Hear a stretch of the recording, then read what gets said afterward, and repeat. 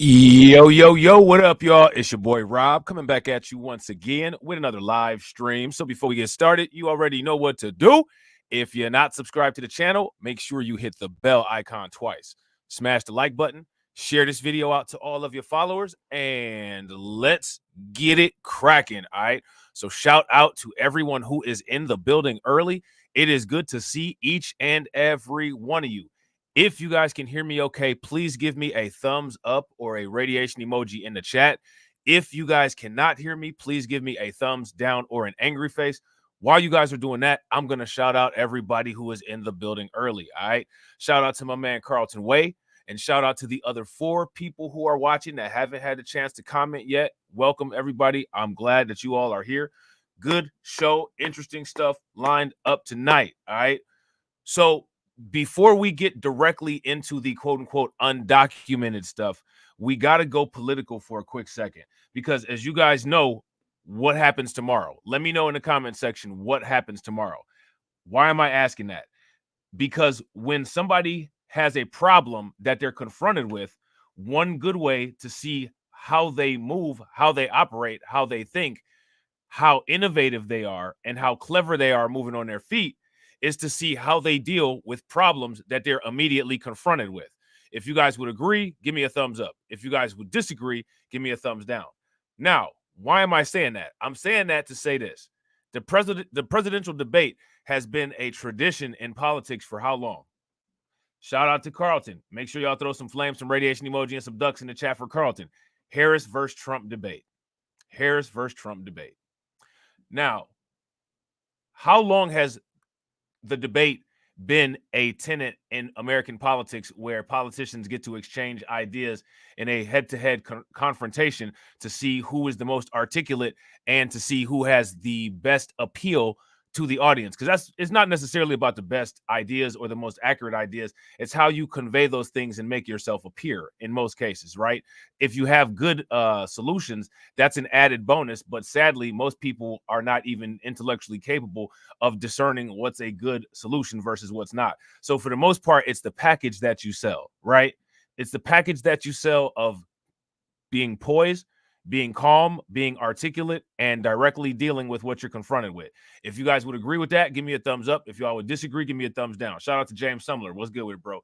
Why am I saying that? I'm saying that to say this. There's a new debate strategy that has been laid forth by Kamala Harris's advisors, and we're going to take a look at that. Now, here's my question. What my question is, we have issues with the border. And she's supposed to be taking care of immigration, some aspects of it, right?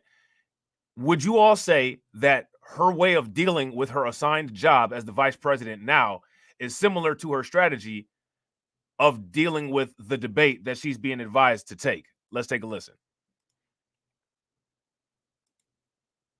Joining us now, Don Calloway, host of the Caucus Room podcast and CEO of Pine Street Strategies, Republican strategist Susan Del Percio, and former Republican Congressman David Jolly, both are MSNBC political analysts. This team, otherwise known as my Sunday family. Let's get into this, kids. We have, with you, Don, first. This being an extremely tight race heading into the debate, can you give me a sense of the stakes for each candidate? Oh, they're extremely high for Kamala Harris. Kamala Harris has to present a substantive agenda, and she has to show capability and competence. We know that she has the ability to do that, but what she's dealing with on the other side is a completely unhinged opponent who nobody knows how he will behave during this thing. And it's fundamentally important for her to prepare as though he will not behave as though he is a conventional debate candidate. Wait, so can I ask you, how does she do that? How do you do that and, you know, come off in a way that makes you look sane and your opponent not? Now, here's the thing, right? It's interesting. That's a strategy and it's not illegal, right? If you guys would agree that that's a strategy and that that's not illegal, give me a thumbs up. If you guys disagree, then give me a thumbs down. As Mayor Pete said, Secretary Pete said, it's going to take a superhuman amount of focus. Yeah. It's almost like going into, something that you know is going to be a horrible argument with your wife. I'm not going to be disrespectful. I'm not going to say anything out of line. I can't lose ground here, but I just have to stay sane and stay focused. Kamala Harris's job is to be the adult in the room. And one of the things you asked leading up to prepping for this is, can she over-prepare? There's no such thing as over-preparing. So basically what they're saying is that when it comes to the debate, there's going to be a possible clash of cultures. Now, let me ask you guys this question. On the world stage, can we say that there's a possible clash of cultures? Let me know what you guys think. Against this completely wild being that we'll see on the other side there. But she knows her rules, she knows her agenda, and she knows what she plans to do in her administration. It's best to just communicate that and not continue to pivot or have to react to him. So it's going to take a lot of discipline to stay focused on communicating her agenda. So in that same New York Times poll, Susan. Now, here's my question.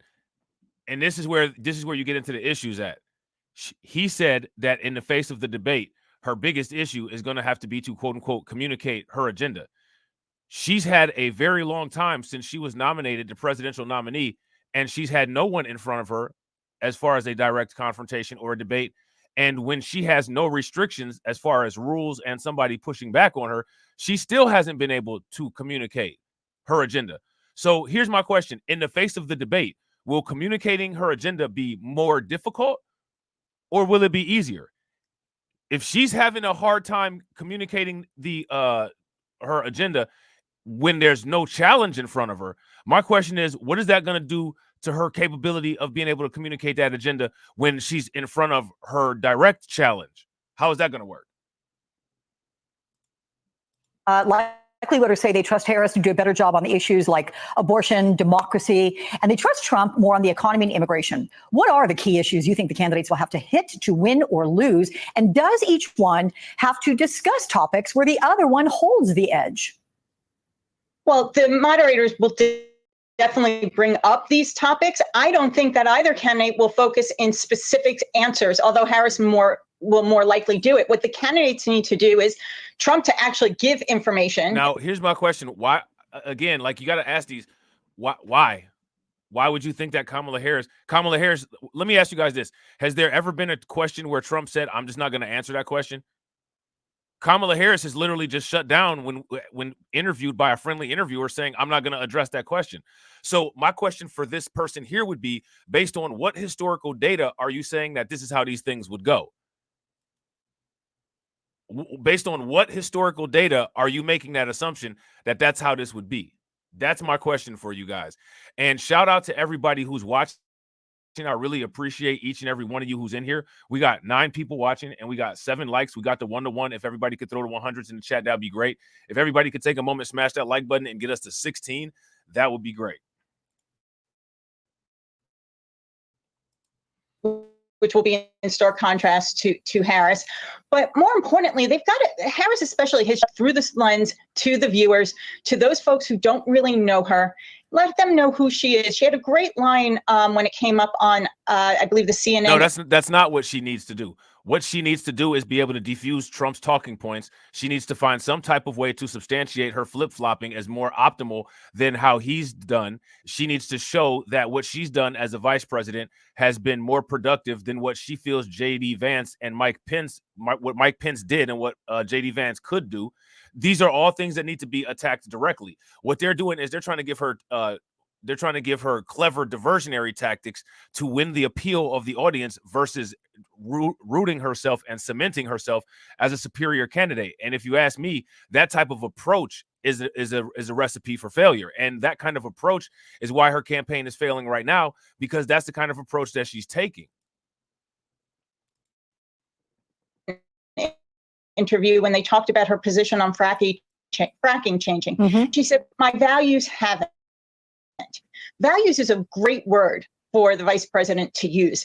And okay, values and the quality of the word.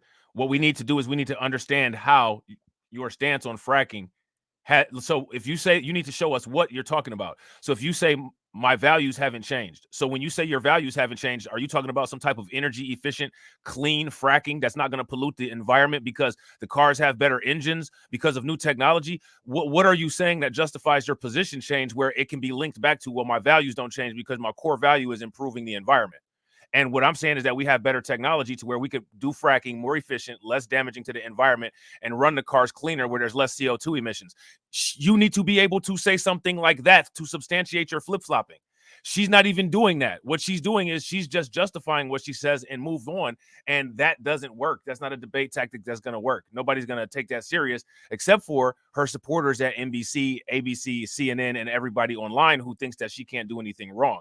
And the thing is what's funny is that as much as those people have an issue with people like me who have critiques for her, if Kamala Harris actually had the intestinal fortitude to listen to a channel like mine and implement the improvements in her communication strategies that I offer, she would actually have probably less of an issue with Donald Trump than what we're going to see tomorrow.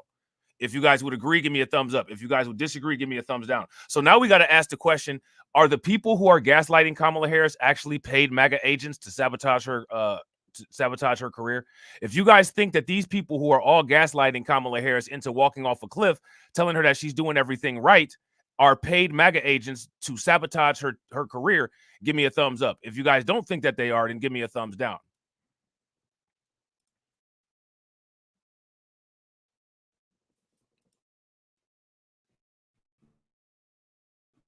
Well, get under Trump's skin. Again, what's the point of getting under Trump's skin? I don't know if you've paid attention to how Trump looks, but it looks like his skin is barely hanging on to begin with. So it shouldn't be that difficult to hang on to get under his skin, because it all looks like it's about to slough off of his body. So what is that going to do in terms of substantive debate? What is that going to do in terms of proving your points?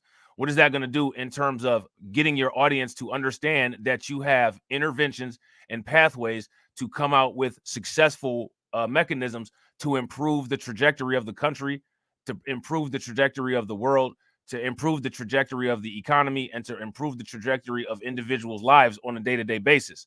Getting under somebody's skin only shows that you're annoying.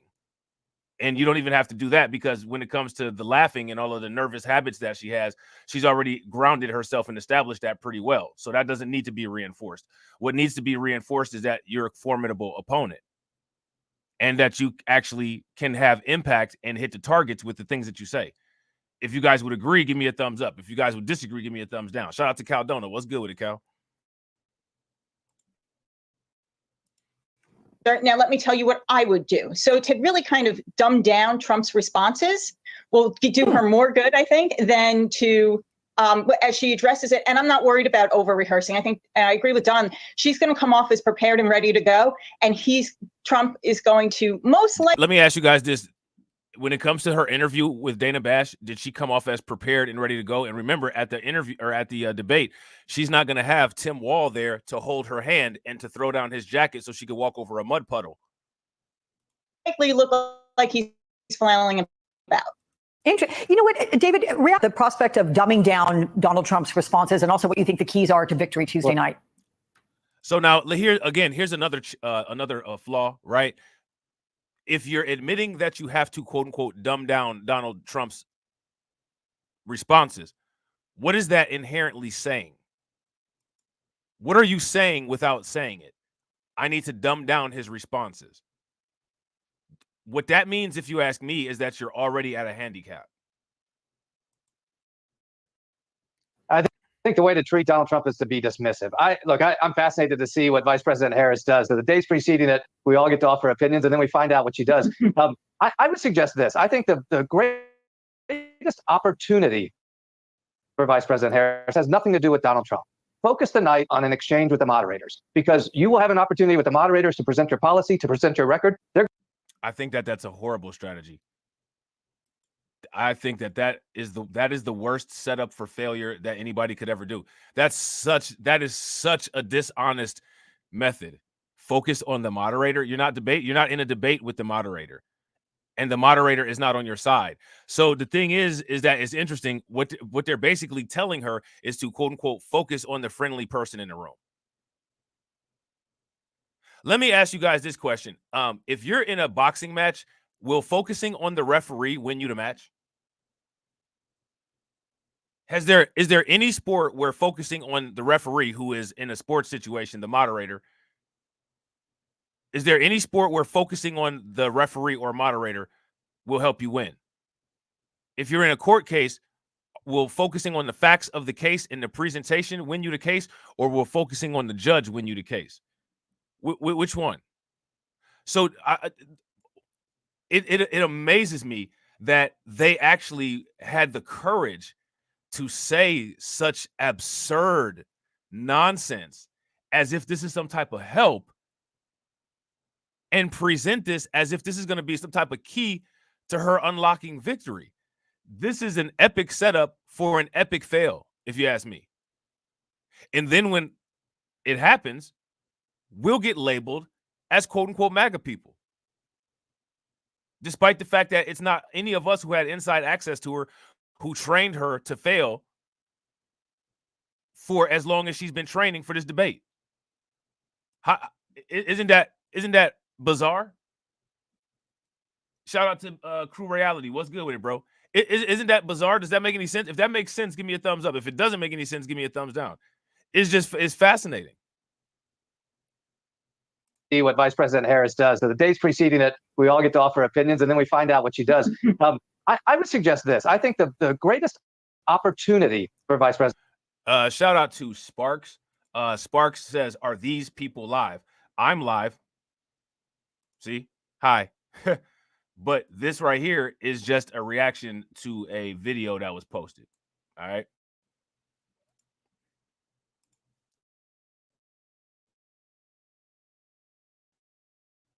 President Harris has nothing to do with Donald Trump.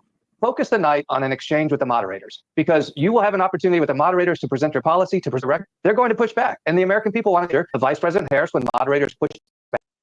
When is the moderator's not going to push back? The moderator's only going to push back if there's blatant disregard for the rules, or if there's blatant disregard for facts that they're aware of at that moment in real time. Would you guys agree? So again, you're not. The debate will not be judged based on your exchange with the moderator. Your debate will be judged based on outperforming your competitor. You know what I mean?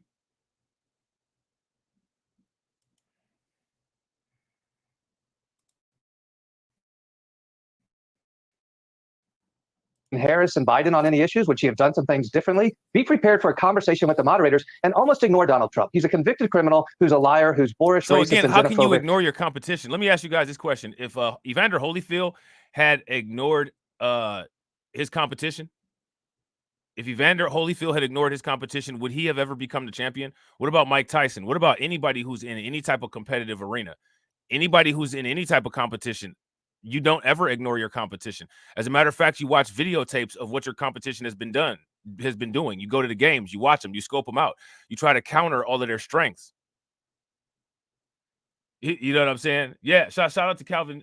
Calvin C. What's good with it, bro? If you guys agree with Calvin, throw some flames in the chat. Yeah, I agree. This is horrible advice. Horrible advice. You know what I'm saying? And whom's word you can't trust or take seriously. So don't try to wrestle that alligator, if you will. But so he's sitting there talking about taking words seriously, right? No, you DSB, you good. I'll let you know if to block somebody or not. You good. Don't trip. Y'all know how we do. We do tier 1, tier 2, tier 3. You know how that go. Don't pull the trigger early, man. You know what I'm saying? So I want to know how you ignore your direct, like, say, so if you're in a boxing match and you say, I'm just going to ignore this person, and you close your eyes, how is that going to work out for you? What is that going to, are you going to win that match? Unless you're Bruce Lee or some type of Shaolin monk, I highly doubt it. You know what I mean? Because one-on-one, really, the American people get nothing out of a contest between Trump and Harris on the debate stage. But I think you could have a very thoughtful, forward-looking exchange with moderators. And if she pulls something like that off, Trump will look like the extra on the set, irrelevant to the night's conversation. What about, Susan, what we've heard with the Harris? Right. Shout out to Spark. Spark said Mike Tyson's coach used to tell him over and over again that he was the best and nobody could beat him. And for a while, that was true, right? Because he's a multiple-time championship holder, a multiple-time heavyweight belt holder, right? And you're supposed to positively reinforce when you do a good job, especially in a competition, right? But now there's a difference between Mike Tyson's coach telling him over and over again that he's the best and that nobody could beat him. Mike Tyson was being told that based on his training and based on his performance. Is there a justifiable reason for somebody to tell Kamala Harris that? Let me, and that's not just for Sparks. Anybody can feel free to answer that question or give your opinion. Campaign has been disappointed in the rules, specifically that the muted mics are there and there's going to be no audience, and that's going to benefit Trump. Is there a way that she can turn that into a win for her? I mean, is it a disadvantage for her? I don't think it's a disadvantage. Just because you want something and you don't get it doesn't mean you're going in down. She knew what the rules were, or that Joe Biden had accepted. My guess is Donald Trump just didn't want her give her anything like the open mics, mostly because he didn't want to show weakness in his deranged mind. But none of this will stand in her way. She's much more prepared to deal with a change in traditional debate than. I just want to know, how are you supposed to take the commentary serious with all of the like side comments and all of the side emotion? You know what I'm saying? That's my question. How you supposed to do that? Shout out to Sparks. Sparks said, I was just kind of saying that the advice he should be telling her is to take him head on. I agree 100%. You can beat him. You're better than him. Not ignore him. Like, make friends with the comment. I agree 100%. I don't disagree with that at all. I would go further to say you need to directly deal with his inconsistencies, and you need to directly deal with when he attempts to use debate tactics instead of directly addressing points and focus in on that. I would give her some how-tos, and I would give her some pathways. But yeah, absolutely. I wouldn't say, well, don't compete against the person you can't compete against. Just try to make small talk with the moderator. I mean, to me, like that's kind of, I don't know what kind of strategy that is. I don't know how that's going to go over. I don't know who's she going to talk to the moderator when she has to meet with Vladimir Putin at the Kremlin? How's that going to work? You know what I mean? And Donald Trump is certainly. So I think she goes in, when they made that announcement, she said, okay, this is next. What do we do? And they worked around it. Now here's the thing, right? And this is the real. If we're talking about threats to democracy, right? And Donald Trump is allegedly this threat to democracy that they try to make him out to be, then what that means is that Donald Trump is very similar to the enemies of the United States that we would be sitting across from by these people's view. The only way that you should be able to convince anybody that you're worth a vote is if you can beat Putin light in a debate in their eyes. If you can't beat Putin light, if you can't beat Xi Jinping light, if you can't beat Kim Jong-un light, then you as the president are just as much of a threat to democracy as the person that you're standing in front of. And that's something that I think people should consider.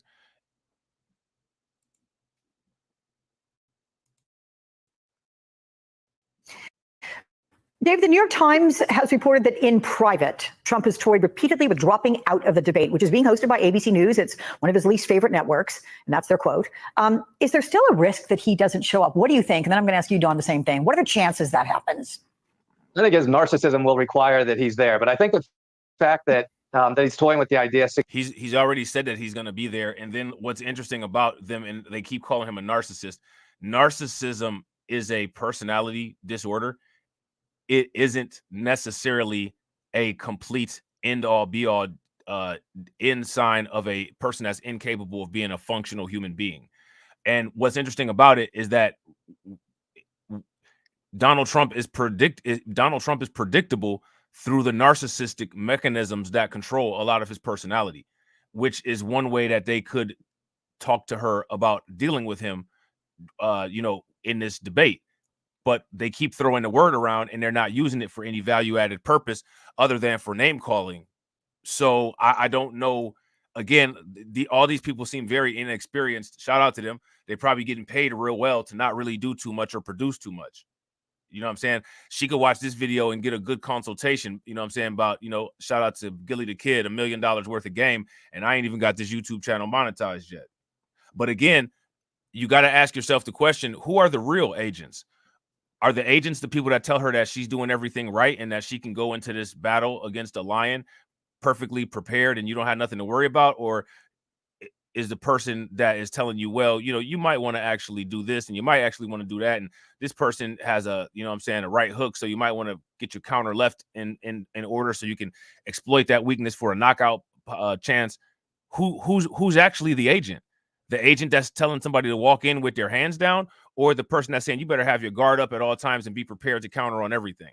Got to ask yourself that question. And see, that's the type of world that we live in. And as a result of that being the world culture, these are the type of people that are being created. And that's how you end up getting a fuzzy wuzzy army of people who are so weak, they don't have enough backbone to be able to make their own decision, but they put the faith in the Gestapo to tell them what to do because they love them so much. This is the twisted stuff that we have going on that we're moving towards in the future. Suggests that he knows he has nothing to gain. Donald Trump is going to finish this race at 46 or 47%. There's nothing left for Donald Trump to do in the last 60 days except try to attack Vice President Harris in very vile ways. In Donald Trump's mind, oddly, as a candidate, he thinks if he's the one in the news cycle, he's gaining ground. That's not true. He has no ground to gain, but I think that narcissistic pull of him thinks if I skip the debate, I'll be the news story the next day. In most cases, what's interesting about this is that in most cases, it's understood that we don't have telepathy and we don't know what's on anybody's mind at any time. The best that we can do is guess. And it's just interesting how they're taking these commanding frames, these commanding positions, as if the pseudo command in these positions that they're taking is going to substantiate anything. I mean, this is just wildly bizarre to me, this whole entire conversation. You know what I'm saying? Shout out to everybody that's watching. I appreciate you guys. We got 11 people in here and we got 9 likes. If everybody could bang on that like button and get us to 13 so we could get that 1-to-1, that'd be great. But he won't get anything out of it. Zero, nothing. And he also probably realizes, as Don said, that the upside for Vice President Harris on Tuesday night is just enormous to introduce herself once again to the American people. Okay, what do you think, Don, in terms of him skipping it? I mean, the narcissism aside, if David's right and he's going to get 46, 47% no matter what he does, why should he debate? Well, we've heard that not only does he want to potentially drop out of the debate, but he probably doesn't even really want to run in this election. His ego will not allow him to be beaten by a woman, to be beaten by a black woman, or frankly, to just look much worse on a stage than he will if he goes by the rules and if he behaves like a normal human being. And I think that David just spoke to a larger point that he and Susan have been making over the last several weeks since Kamala Harris has been named the nominee. Donald Trump is capped out. Donald Trump has hit his ceiling, and Kamala Harris has not hit her ceiling in a way that bodes well for her very well over the next 60 days and really badly for him. He has nothing to gain from the debate because he really has nothing to gain through the rest of the election. There is 45% of Americans. Again, where are these numbers coming from? We see the swing states have been changing trajectory. Trump's black support has increased triple. And these are all numbers and raw facts. What is this guy talking about? This individual here is using alternative facts, and there's no embedded message under this video on YouTube. If you guys would agree that these are alternative facts, then give me a thumbs up. If you guys would disagree that these are not alternative facts, then give me a thumbs up and let me know exactly what you think that it is, because these definitely are not the facts that we've seen when going over these statistics and these numbers. This is very different than what we've seen in practice.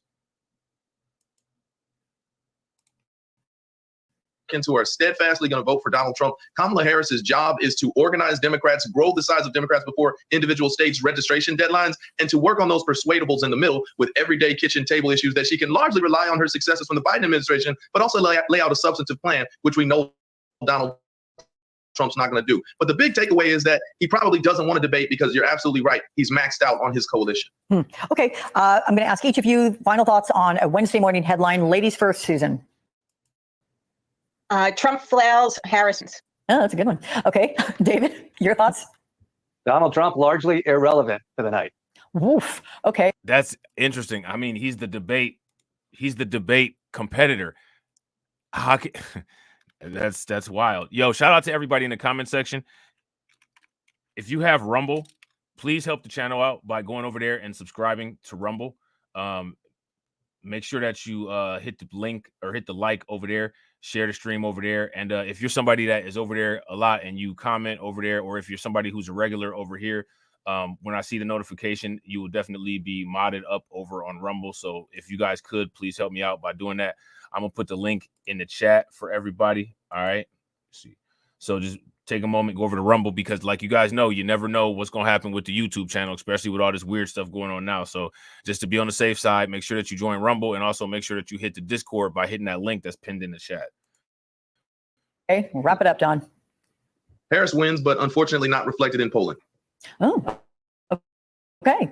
I think all very likely, matter of fact. Well, that's interesting that he said that, because the elements of the priority issues that most Americans have when based on polling data, the polls have shown that the American people say they have more trust in Donald Trump, yet the polling data doesn't support the support for Trump that it supports for Harris at this current moment in time.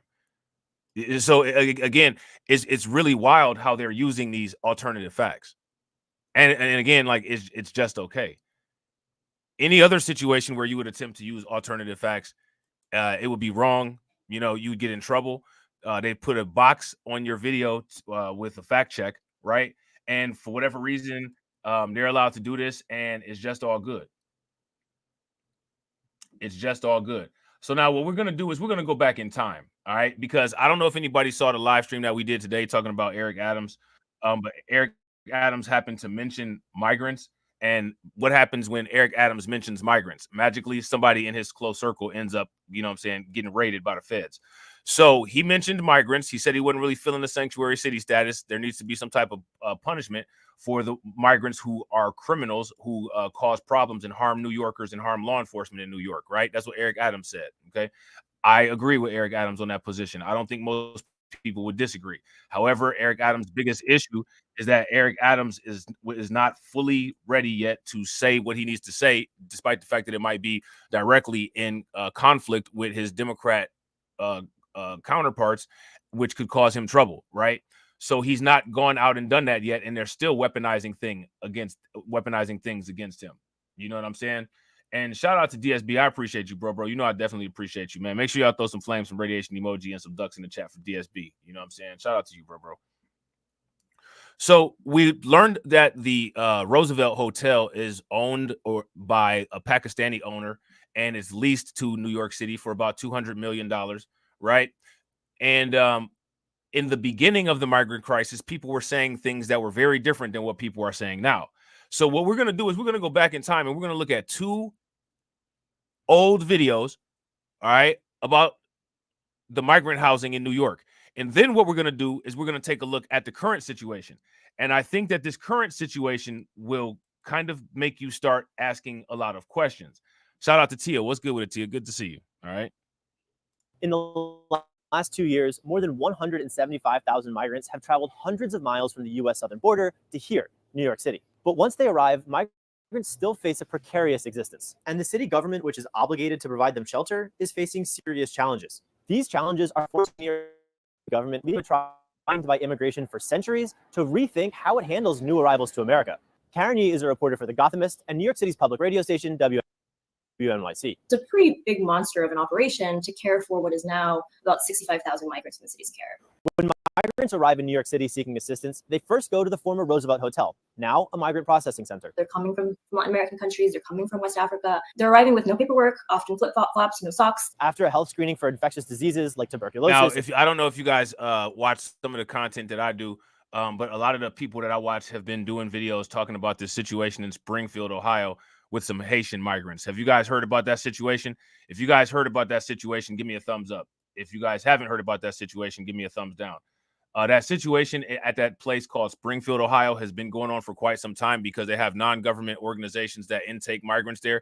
There was an article that came out in the Springfield Times, if I'm not mistaken, a couple months ago about some Mauritanian migrants who settled there. So this is nothing new. That story fell off the radar. We actually talked about it over here, but it wasn't really talked about anywhere else. And this is a very small channel with a very, very amazing subscriber base.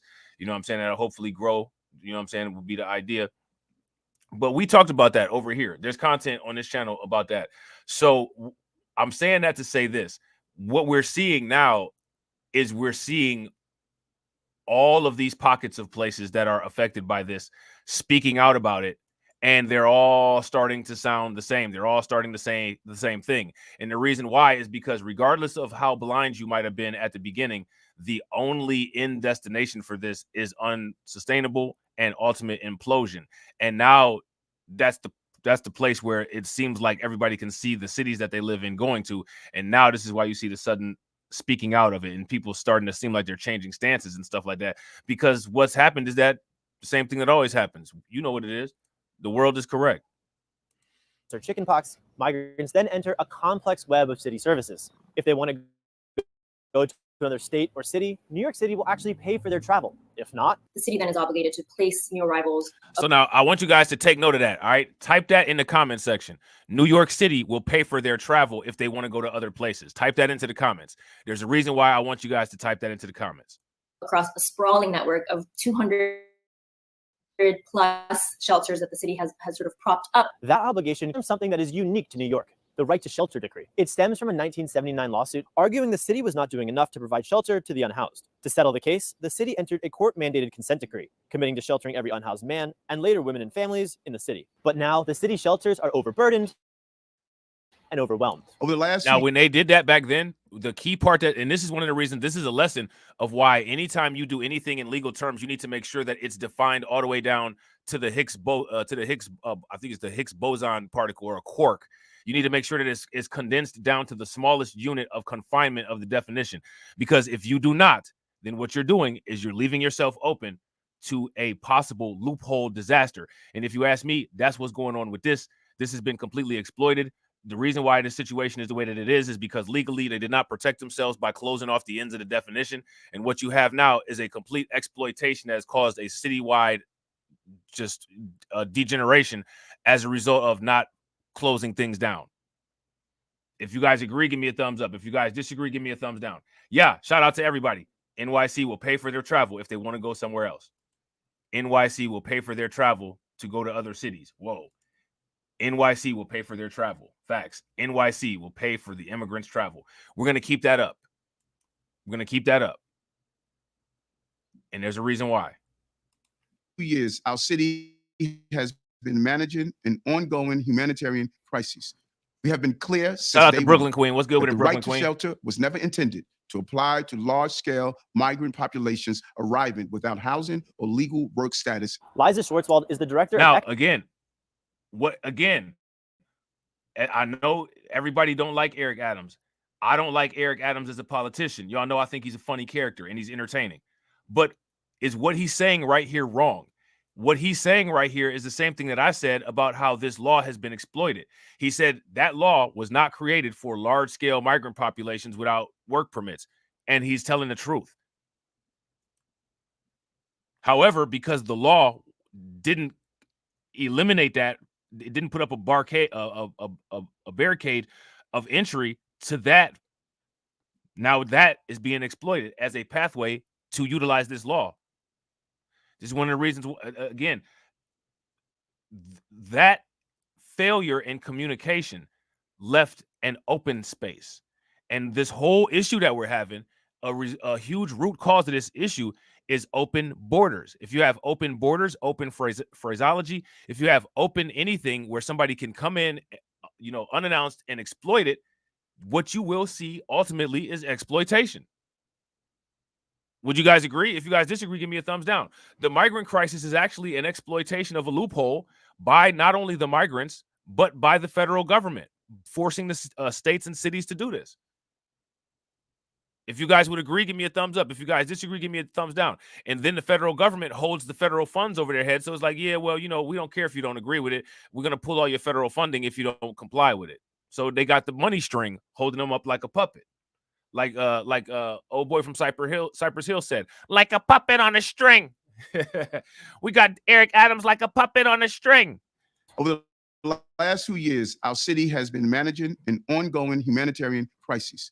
We have been clear since day one that the right to shelter was never intended to apply to large-scale migrant populations arriving without housing or legal work status. Liza Schwartzwald is the director of Economic Justice and Family Empowerment at the New York Immigration Coalition. The mayor has kind of pushed back on this right and said at any given moment, if you're a new arrival, then you don't get to have that benefit in the same way. In 2023, the city instituted limits on how long migrants could stay in city shelters: 30 days for single adults, 60 days for young adults and families.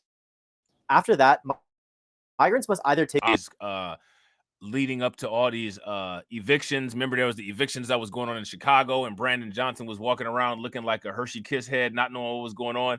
And then we had the situation where there was about to be like some really Arctic cold weather in Chicago, and nobody knew what was going to happen, right? Shout out to Carlton Wade. Carlton said, but this man is 64 years old. Black don't cry. Who? Eric Adams? That's what I said. Eric Adams is a G, man. Eric Adams is a G. Keep it pimping like an old man. You know what I'm saying? But the thing is with these evictions, remember the word eviction, right? And then shout out to y'all for putting this in the comment section. NY is paying for immigrants' travel, which means that if an immigrant is evicted, then they have to travel, right? If you guys agree, give me a thumbs up. If y'all disagree, give me a thumbs down. Days for young adults and families. After that, migrants must either take a ticket to leave New York City for anywhere else, an option that very few migrants take, or reapply for shelter. But due to a settlement reached last week, migrant adults must now prove they are trying to seek housing elsewhere in order to reapply and remain housed within the shelter system. And now So now here goes my question. So why do they have to prove that to get that benefit, but don't have to prove an ID to vote? The way that I look at this is if you're going to use that logic and we're going to uphold that migrants don't have to show an ID to vote, then they shouldn't have to show you that they're moving anywhere, and you should just pay for everything. Right? So forget all that. The migrants don't have to prove nothing to you. Just do what they say because they said do it. Because that's how it is when it comes to the voting stuff that they're trying to push. Literally the same logic. So how is it that in one instance, that's the logic and that's the substantiating factor, but in the other instance, it's a requirement? Well, somebody could look at that as, well, you're not upholding their rights. You're restricting them. If you don't just get them free stuff, you're restricting them. So why are you requiring them to identify that they're being compliant with looking for a place to stay? Because that's a form of identification. They have to identify that they're actually doing an act that would then grant them access to this benefit that you're offering. Just like how ID is a piece of identification that would show them that you're a citizen or a properly documented migrant who is able to participate in the political process. So it's either one or the other. It can't be both at the same time. And then this is what we do when we had a duality of dealing with multiple reality situations. You know what I'm saying? Have the power to deny, and that is historic, and that is a change. And there's a list of 13 things, and the settlement is pretty specific here, that can include anything from applying for asylum, right? Taking an English language course, getting a work permit, anything like that. But that's not necessarily an easy task when you may or may not have any official documentation, may not speak English, and could be placed in a shelter. Why is it an easier task to vote than it is for an easier task to do any of this other stuff? And this other stuff is designed for people that don't have paperwork. That the other stuff is designed for people that don't have paperwork, right? So the rules should be the same. But I want you guys to pay attention to how they're not. You know what I'm saying? Like, the rules ain't the same. So how is it that the rules are not the same in one situation, but in the other situation, they are the same? It doesn't make any sense. And see, this is the thing right here. This, if you ask me, like how we're breaking this down and looking at this is the same way that those debates need to be handled. You know what I'm saying? This is where Kamala Harris need to be taking lessons if she actually want to be competitive. But she's not. You know what I'm saying? So we're going to see everything that we're saying here when dealing with these inconsistencies fall apart. Now, the problem with inconsistencies falling apart is that Kamala Harris is the queen of inconsistencies. And how do you even debate somebody when your entire career is based on a deck of flip-flops? How does that work? And shout out to DSB. Yo, DSB, comment on a video with this account so I can wrench it up. All right. Carlton, you got a wrench over on or a shield, I should say, over on Rumble. Shelter hours away from where you had been previously living. So says Power Malu, Executive Director of Artists, Athletes, Activists, a community organization connecting migrants with services and support. So what you're having is organizations like ours have helped them to apply for certain things, and they're waiting for their mail, and they're moved after 30, 60 days, and then they go back to the place where they were staying, and they're told your mail is not here, and we can't help you. But the migrant crisis in New York is not happening in a vacuum. But the truth is, the migrant crisis is sort of like the frosting on top of an existing affordability crisis that is here in New York and in other cities.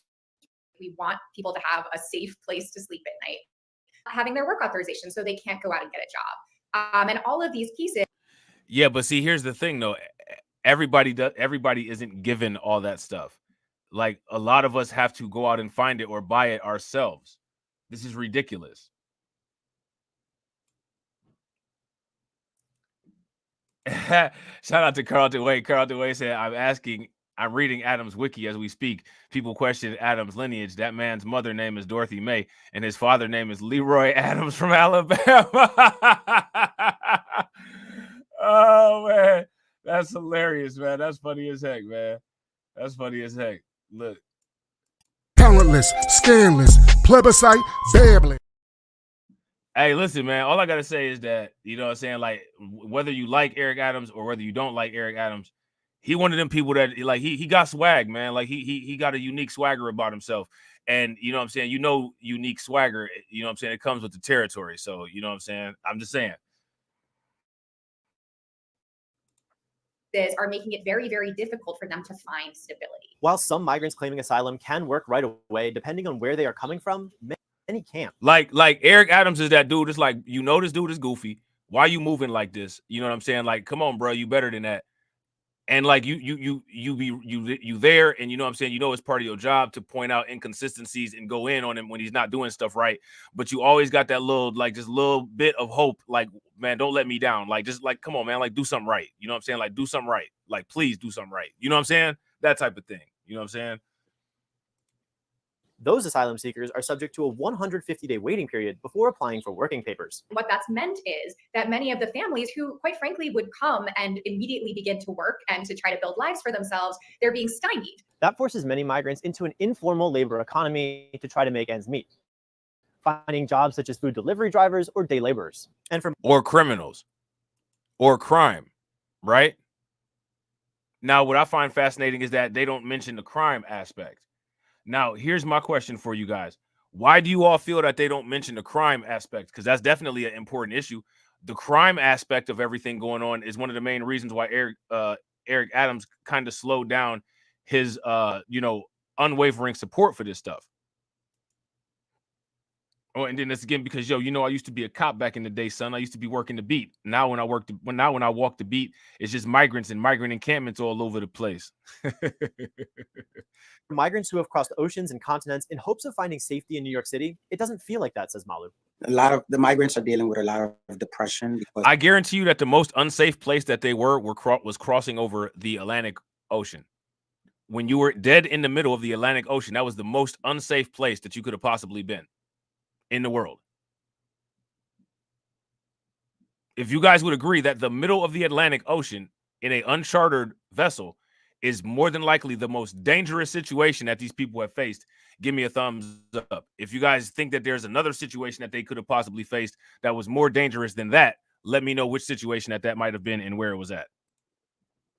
The treatment that the city is giving them. We're seeing a lot of people kind of at the very bottom of their journey. They feel like there's no one that is going to want to help them anymore because the place that they thought they were going to get the help, they're not getting it. On March 14th, New York City was allowed to apply for $106 million in federal reimbursement funds for housing migrants. Did you guys catch that number?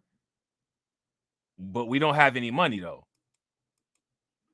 We don't have any money. And again, this is one of the reasons why the all money ain't good money log exists, because we count and tally all these things up. If you ever are curious about the money that the government has that they say that they don't have, all you got to do is just go ahead and do your work one day, turn on the all money ain't good money playlist on any one of my channels and just let that bad boy play. And you can get your paper and your pencil out and start adding up money. If you guys would agree, give me a thumbs up. If y'all disagree, give me a thumbs down. And shout out to everybody watching, man. I appreciate everybody in here. If y'all haven't smashed that like button yet, y'all know what to do. Do me a favor, smash that like button. Also, if you guys haven't hit the bell, please take a moment, hit that bell, subscribe to the channel. All right. Share the stream to your social media and tag somebody in your share that you know is interested in the migrant crisis. All right. There's no one that is going to want to help them anymore because the place that they thought they were going to get the help, they're not getting it. On March 14th, New York City was allowed to apply for $106 million in federal reimbursement funds for housing migrants, aid money that was allocated last year, but that has been held up in Washington. The city government says that they have spent $4 billion on the issue so far, and that the crisis could cost upwards of $12 billion over the next 3 years without policy changes. And with legislation Now we have to do an article. There's an article that came out from the Chicago Tribune, and it's talking about the insane budget that Chicago has. That city has a ridiculous budget deficit right now. We're gonna definitely talk about that, and the reason why we're gonna talk about that is because take a wild guess what contributed to that budget deficit. Aimed at helping the migration crisis on the federal level being blocked in Congress, New York City is left grappling with this slice of a global humanitarian crisis largely on its own, both politically and financially. New York has always been a beacon of hope for the immigrant, right? We have the Statue of Liberty welcoming immigrants, asking for your poor, your huddled masses yearning to breathe free. Like that is the reputation that we have built and that we try to live here. For the PBS NewsHour, I'm Tim McPhillips.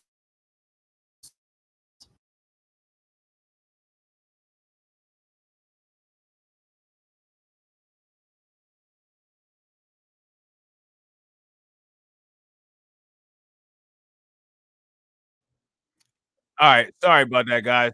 My computer is moving a little bit slow. Give me 2 seconds. All right, let me see. Hold on real quick. All right, yeah, sorry about that, ladies and gentlemen. My computer is moving a little bit slow. I'm just trying to get the next screen up here for you guys. So give me 1 second. All right. So now next, what we're gonna do. Wait a minute. Hold on real quick. What's going on here? Oh, okay. I'm gonna scoot this back because this is something different. Okay, so this is what we need right here. Okay, sorry about that. I'm telling y'all, I had a really good month on YouTube last month. Shout out to y'all. Shout out to DSB, Tia, all the members, Brooklyn Queen. You know what I'm saying? AB Promotions, Win Loser Rug, the specialist, everybody that contributes, John Guillory, every single person that contributes. I'm just thinking of people's names off the bat that I see. You know what I'm saying? The Green Team, the Patreons, the people on Rumble who watch and watch the ads. Shout out to y'all. What I plan on doing is I want to try to upgrade the studio. One of the first upgrades that I'm going to do is I'm going to try to get 2 new top tier computers. And the second thing that I'm going to try to do is I'm going to try to get a podcasting mixer board. You know what I'm saying? I don't know if I'm going to be able to get those things or not. I got to price them out and see what I'm able to do versus what I'm not able to do. But regardless if I'm able to get them next month or if I'm able to get them any point in the future, those are some things that will be happening because like I said, I want to upgrade the quality. So hopefully, you know what I'm saying, the quality will be upgraded and you guys will be satisfied, and the quality upgrades will get us more people and we'll be able to get more funding for the organization and build more. You know what I'm saying? That's the goal. So again, after all this tampering, I still put the wrong doggone screen up. And this is one of the reasons why I need to get that mixer to centralize everything. You know what I'm saying? So give me 1 second. And these computers have served me good, man. To be honest, I can't even trip. And one of the reasons why they be being the way that they be is because I be trying to do way too much with them. But you know what I'm saying? I got to do a lot. Got to be able to keep up. You know what I'm saying? Got to keep up. You know what I'm saying? Got to keep up. Yeah. Oh, for sure, crew. Yeah, absolutely. Build me something. You know what I'm saying? Build me one. You know what I mean? I'll definitely use that bad boy and you know what I'm saying, plug you in too. Former New York City hotel employee says migrants ruined rooms. There's long-term damage. Let me ask y'all this. Do y'all think that New York City is going to get their security deposit back from the Pakistani owners that they leased the Roosevelt from? If you guys think that they are, give me a thumbs up. If you guys think that they're not, give me a thumbs down. Yeah, fact. Shout out to Tia. Push it to the limit, like Scarface and Rick Ross. Okay, I'm going to move on from this because it's a very important day, and that was a very important moment, I think. Staying on the issue of voters, the border, and migrants, there are about 680 hotels in New York City. 135 of them are reportedly operating as migrant shelters. One of those hotels is the Row Hotel, where Carlos Arellano used to work. Carlos joins me now. You tell me, how do hotels make money from these migrants? Tell me. Well, they charge the city, the taxpayer, they charge them double. You know, people think you're just paying for the room, but you're paying for the staff members. You walk into one of these hotels and depending on how far you get, you can see a table of 10 staff members, but out of those 10 staff members, only 2 of them are really working. And the other 8 that are there, they're just hanging around, not doing a thing. And when I used to work there, I used to say, why do I need 10 people when I have 2 people only working? I need to get rid of some of these people. And the excuse was always the contract requires this many people, and it requires that many people, 10 of them, because. So you got now. Do you guys see why now a lot of this stuff is tying back into these investigations being directed back towards Eric Adams? There's a lot of weird and interesting, shady kind of language that is going on here with a lot of these things. A lot of this stuff doesn't make sense. There's a lot of unnecessary overhead, and they're going to look at the accounting on these things and look at this unnecessary overhead and say, a lot of this stuff, a lot of this accounting doesn't make sense. Where's this money going? And then they're going to try to trace those financial, the financial breadcrumbs back to see exactly where things are going or see where things have went. And if they're not where they're supposed to be, if the costs aren't allocated properly, if taxes aren't being paid properly, you guys know what's going to happen next. Shout out to Brooklyn Queen. Make sure y'all throw some flames and some thumbs up in the chat for Brooklyn Queen for throwing the playlist in there. Yeah, make sure y'all check out them playlists. You know what I'm saying? The room, but you're paying for the staff members. You walk into one of these hotels, and depending on how far you get, you can see a table of 10 staff members. But out of those 10 staff members, only 2 of them are really working. And the other 8 that are there, they're just hanging around, not doing a thing. And when I used to work there, I used to say, why do I need 10 people when I have 2 people only working? I need to get rid of some of these people. And the excuse was always the contract requires this many people. And it requires that many people, 10 of them, because they want to charge the city more from the taxpayer funds. So they upcharge. So if the city is getting charged more, then what that would mean is that if that money that they're charging is getting paid, then that would mean that the city is increasing their revenues. Now, here's the question. If the city is increasing their revenues, who is profiteering off of those revenue increases? Let me know what you guys think in the comment section. And shout out to everybody that's watching. I appreciate you guys. We got 20 people watching and we got 16 likes. Let's try to get the likes to 36. All right. Let's try to get the likes up to about 36 likes. That would be great.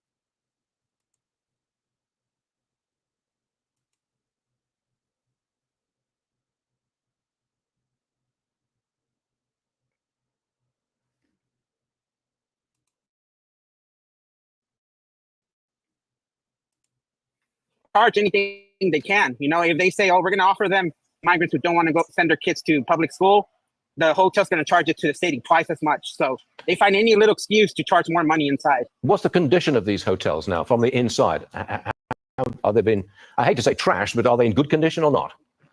Oh, no, they're ruined. They're never going to be what they once were. And that's why they keep renewing the contracts, because they don't want anyone to go in there and see what damage they've done to this place long term. Every other week there was power outages at the row on the floor 23. So I used to go to work and they would say, you have 5 floors without electricity, go figure it out. And we would be without electricity because it would be 5 floors of. How is that okay with the zoning to be able to have people housed where there's no electricity? How can they do that legally? Illegal migrants wanting to plug in air fryers into their rooms. So can you just do the math? 5 floors worth of people. There's 5,000 people in this hotel spread across 28 floors. You have 5 floors trying to plug in air fryers. It's going to short circuit the electrical wires. And there's 135 hotels in New York City which house migrants. Where are they getting these air fryers from? Like, what are you air frying? Like, where's all this stuff coming from? 680 hotels altogether. 135 of them are just for migrants. That's not going to change, is it? Oh, no, because the last thing I've been hearing when I've been out talking to migrants at the border is they tell each other, they coordinate, they tell each other, make sure your hearing, your asylum hearing is in New York, because in New York, there's judges who lean a certain way that will give you more time. If you put your court hearing in Texas, you're going to screw yourself over. So they tell each other, leave your court hearing in New York, claim your free hotel once you get there, and then come back to Texas.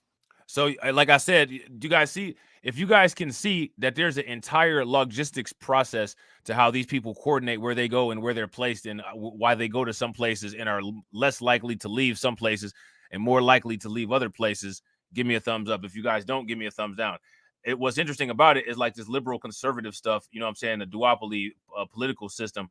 What I find fascinating is that in order to facilitate their ease of integration into the country, it seems like migrants have evolved and understand American politics and how places operate politically more so than a large majority of American citizens. If you guys would agree, give me a thumbs up. If you guys would disagree, give me a thumbs down. Because if you do it in Texas, it's not going to go well for you. So they coordinate with each other, telling each other, go to New York, go to Chicago, go to Denver. So this is not going to stop anytime soon. Carlos Azulano, thank you for joining us and telling us the true picture here. We do appreciate it, Carlos. All right, so there's that. All right, so now we still have that answer to that question up on the screen, right? We still have the answers to that particular question up on the screen. And what I believe it says on the screen, oh no, we don't have it up on the screen. Do me a favor, type the answer up on the screen again. I believe we were addressing the fact that it was stated that New York City will pay for migrant travel, right? Shout out to PD that remains. What's good with it, bro? Right? I think that's what it said. New York City will pay for migrant travel. Keep that in mind. Remember, I told you there's going to be a part where you need to come to that things are going to come to a head and people need to keep that in mind. Okay, we are here. Okay, you know what? Actually, hold on real quick because I actually just saw something that I'm going to need to pull and my computer is going slow. All right, so hold on a second. Give me 1 second. Give me 1 second. All right, so there's that. I got it. All right, bet. All right, I'm talking to myself because y'all know I do that. So, can you guys see this? New York City is offering, now this is a recent video that was just published. New York City offers migrants $4,000 to leave city shelters. Here's how it works. So now, mind you, again, they're running out of money. They have budget issues. The migrant crisis is one of the things that's driving the budget issues. How do they plan on dealing with that? Well, what we're going to do is we're going to throw more money at the problem. Yet, as we sit here and say that we don't have money for certain problems. So what I think needs to be presented, and I think that in addition to a presidential debate, there should always be a town hall Q&A session with a lot of these political candidates where the political candidates get to be questioned and held to scrutiny by the constituents, right? By the people. I think that what people need to ask these people is what prioritizes how you spend money. And they need to be transparent about it. Let's take a listen. All right, a new pilot program from the city awarding up to $4,000 grants to migrant families who exit the shelter system and find their own housing. Fox 8's Jessica Formoso takes a closer look at how the program works and if it's working so far. A shelter is an emergency solution that is intended for the short term. It is important that short-term solution is. Yo, Black Free Thinker and PD that remain. Make sure y'all leave comments after the video so I can wrench y'all up. All right. Make sure y'all leave a comment after the video so I can wrench y'all up. Safe and healthy, and that we are providing families with an opportunity to get back on their feet. The New York City Department of Homeless Services is offering up to $4,000 to migrant families with children and pregnant women who are currently residing in a city shelter. It's called the Asylum Move Out Assistance Program. Now, let me ask you guys a question. How fair do you guys think that this is? How many of you all support this? If you guys think that this is fair or support it, give me a thumbs up. If you guys don't think that is fair and don't support it, then give me an angry face. And also let me know who's the more likely president to do stuff like this nationwide, Trump or Harris. All right, a new pilot program from the city awarding up to $4,000 grants to migrant families who exit the shelter system and find their own housing. Fox 8's Jessica Formoso takes a closer look at how the program works and if it's working so far. A shelter is an emergency solution that is intended for the short term. It is important that short-term solution is safe and healthy, and that we are providing families with an opportunity to get back on their feet. The New York City Department of Homeless Services is offering up to $4,000 to migrant families with children and pregnant women who are currently residing in a city shelter. It's called the Asylum Move Out Assistance Program, a pilot program that began last December, helping asylum seekers transition from a shelter to permanent housing. So far, 150 families have benefited from the program. We've done 150 families, starting about. They said 150,000, or they said 150 families times 4,000. What's 14 times 3? 120? So yeah, $120,000. That money adds up quick. They say they ain't got it. From a family, not even the whole family come back. So that is, in my mind, a very strong success rate thus far. The one-time grant is modeled after the enhanced one-shot deal program for those in the traditional homeless shelters, only to be used for first and last month's rent, security deposits, moving expenses, and household supplies. It really is for documented expenses related to permanent housing. So that could be first and last month's rent. It could be moving expenses, household supplies, things that somebody who is brand new to the country, brand new to permanent housing might not have. But the shelter providers are really looking at documentation. The money is coming from DHS existing budget. Since the program is only a pilot, it is not offered at every migrant shelter, but only at 62 sites for now. The families themselves have to find housing, and once they do, they work with the not-for-profit providers operating at the shelters who help them with the process. It makes financial sense because shelter is very expensive, and this is a targeted one-time payment. It would be a great support to be able to have our own space, to be able to socialize directly with our families. The children suffer the most being bounced around, just no stability. In Midtown, I'm Jessica Formosto, Fox 5 News. All right, so what do y'all think about that? What do y'all think about that? So now people are getting extremely upset by this. They're extremely upset by this. Okay. And what's going on now is that you're starting to see a lot of widespread protests going on. There's a protest against a migrant shelter that was about to be put up in New York City. And do you guys remember when I first got back into like really posting a lot of content heavy like I do? And I had told you guys, like, I really just hadn't had a chance to get around to it. The migrant crisis is still popping. It's just not as popping in the algorithm. You guys remember that? Was I wrong about that? It's still popping. You know what I'm saying? It's still popping. It's still being mismanaged and all of that stuff. You know what I'm saying? Dozens of cars drove down the street with flags and signs showing their disapproval on having a migrant shelter at the Floyd Bennett Field. Enough is enough. Please do not renew that lease and give us back our community. That's the message neighbors at Marine Park want to get across to local and state authorities. And we are going to fight to the end. They are still against the shelter, which was established. Hey, you know that dude? Look, hold on real quick. Hey, you know that dude in the red shirt name was Sal. Look, hold on, look. Fight to the end. They are still against the shelter, which was stabbed when he. And we just wake up and they we gotta go back. We gotta go back and find the old dude. Hold on. Back our community. That's the message neighbors at Marine Park want to get across. You know that's Uncle Paulie right there in the red shirt. That's Salvador. That's Uncle Paulie. That's hilarious, man. That's hilarious. And state authorities. And we're going to fight to the end. They are still against the shelter, which was established fall 2023. They buzz these people at 4 or 5 o'clock in the morning, and we just wake up and they're there. So it's really a dishonesty that they're doing for these people and for the citizens of New York and America. Today's caravan was held by the Coalition for Better Communities. Those in attendance say NYPD officers have been killed or hurt in the line of duty due to the migrant crisis and argue the Floyd Bennett. You know that's it. Look, bro. Shout out to PD that remains. He orders a pie and a soda at least 7 times a day. 7 times. If you look at his credit card, 7 times a day, there's a charge on there for a quote unquote pie and a soda all the time. All the time. Field at the moment isn't prepared to house people. This is not a place for people to be living. You know, at Floyd Bennett Field, it's a flood zone. There's no infrastructure there. People are left to be panhandling in our street. Our Home Depots are inundated with migrants soliciting. People are feeling unsafe. Caravan goers added failed policies and laws have given New Yorkers migrant crime. So again, as you guys can see, this is the local news reporting this, and the local news is talking about the crime. The local news is talking about the crime. Real quick, shout out to everybody that's watching. I appreciate you guys. We got 22 people watching. That's what's up. If everybody could take a moment, smash that like button. If you guys haven't hit the bell, wherever you watch it from, take a moment, hit the bell, share the stream. We got 21 people watching it. We got 19 likes. Next goal, we got to try to get to that 40. Let's get it.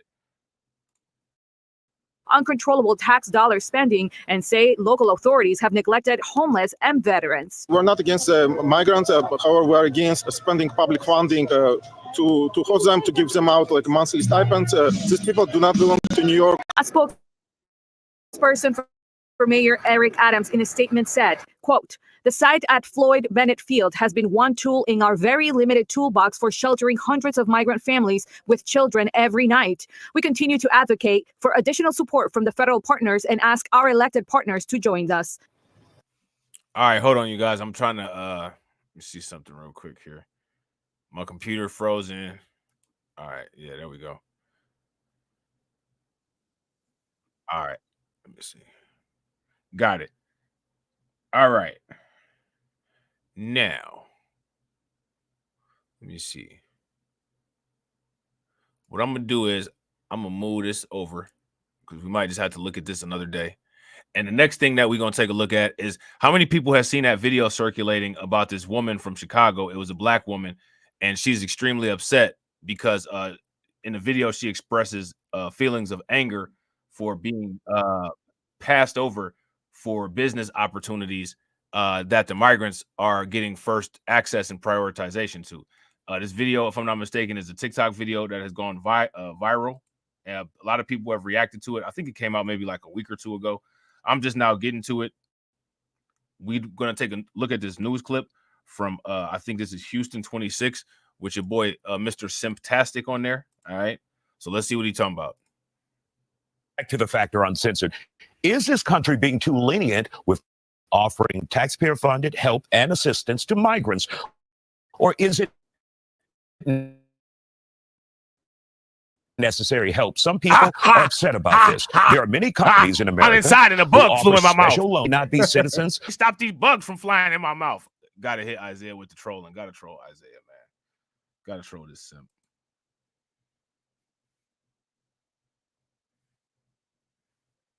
Now, see, that's petty. Welcome back to the Factor Uncensored. Is this country being too lenient with offering taxpayer-funded help and assistance to migrants, or is it necessary help? Some people are upset about this. There are many companies in America who offer special loans to those who may not be citizens or they're migrants. There are also monetary assistance programs that are offered to non-U.S. citizens or migrants who may not be in this country legally. In one video, an American business owner in tears said she was not able to get a loan to start her business, but a migrant was able to secure a special loan to buy her business. And then what will happen is somebody will tell you, well, you just need to work harder. You just need to work better. So again, I want you guys to pay very close attention, because as outraged as a lot of these people try to sit up here and act, we really can't take your outrage serious, because your outrage substantiates the gaslighting that you've been doing for yourself over all of these years of American existence. Now, let me ask you guys this question. I want to know what you guys think about this situation. But I need my president to tell me why I worked so hard all these years, all these decades. Couldn't get a business loan, but I bust my ass to get the money to create my business. Now, California lawmakers also recently passed a bill that could make undocumented immigrants eligible for home loans. And of course, we know about car loans. Joining us to talk about it, conservative talk show host Angela Box. And this wasn't intended to be a one-sided conversation. The person who was speaking on behalf of, look at you, you're happy. So damn happy this person didn't show up. But one of our guests didn't show up. Yes. And so we're going on because so many people are talking about this and that viral video. So when you see migrants, and you'll say illegal immigrants, get these loans and special loans that private companies offer. And of course, there's a government-funded Medicare, Medicaid, all of those programs.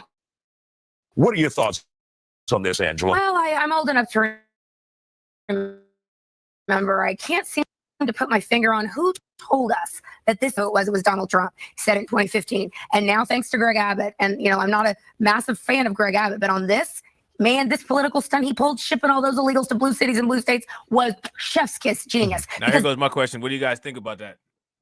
If you guys agree, give me a thumbs up. If you guys disagree, then give me a thumbs down.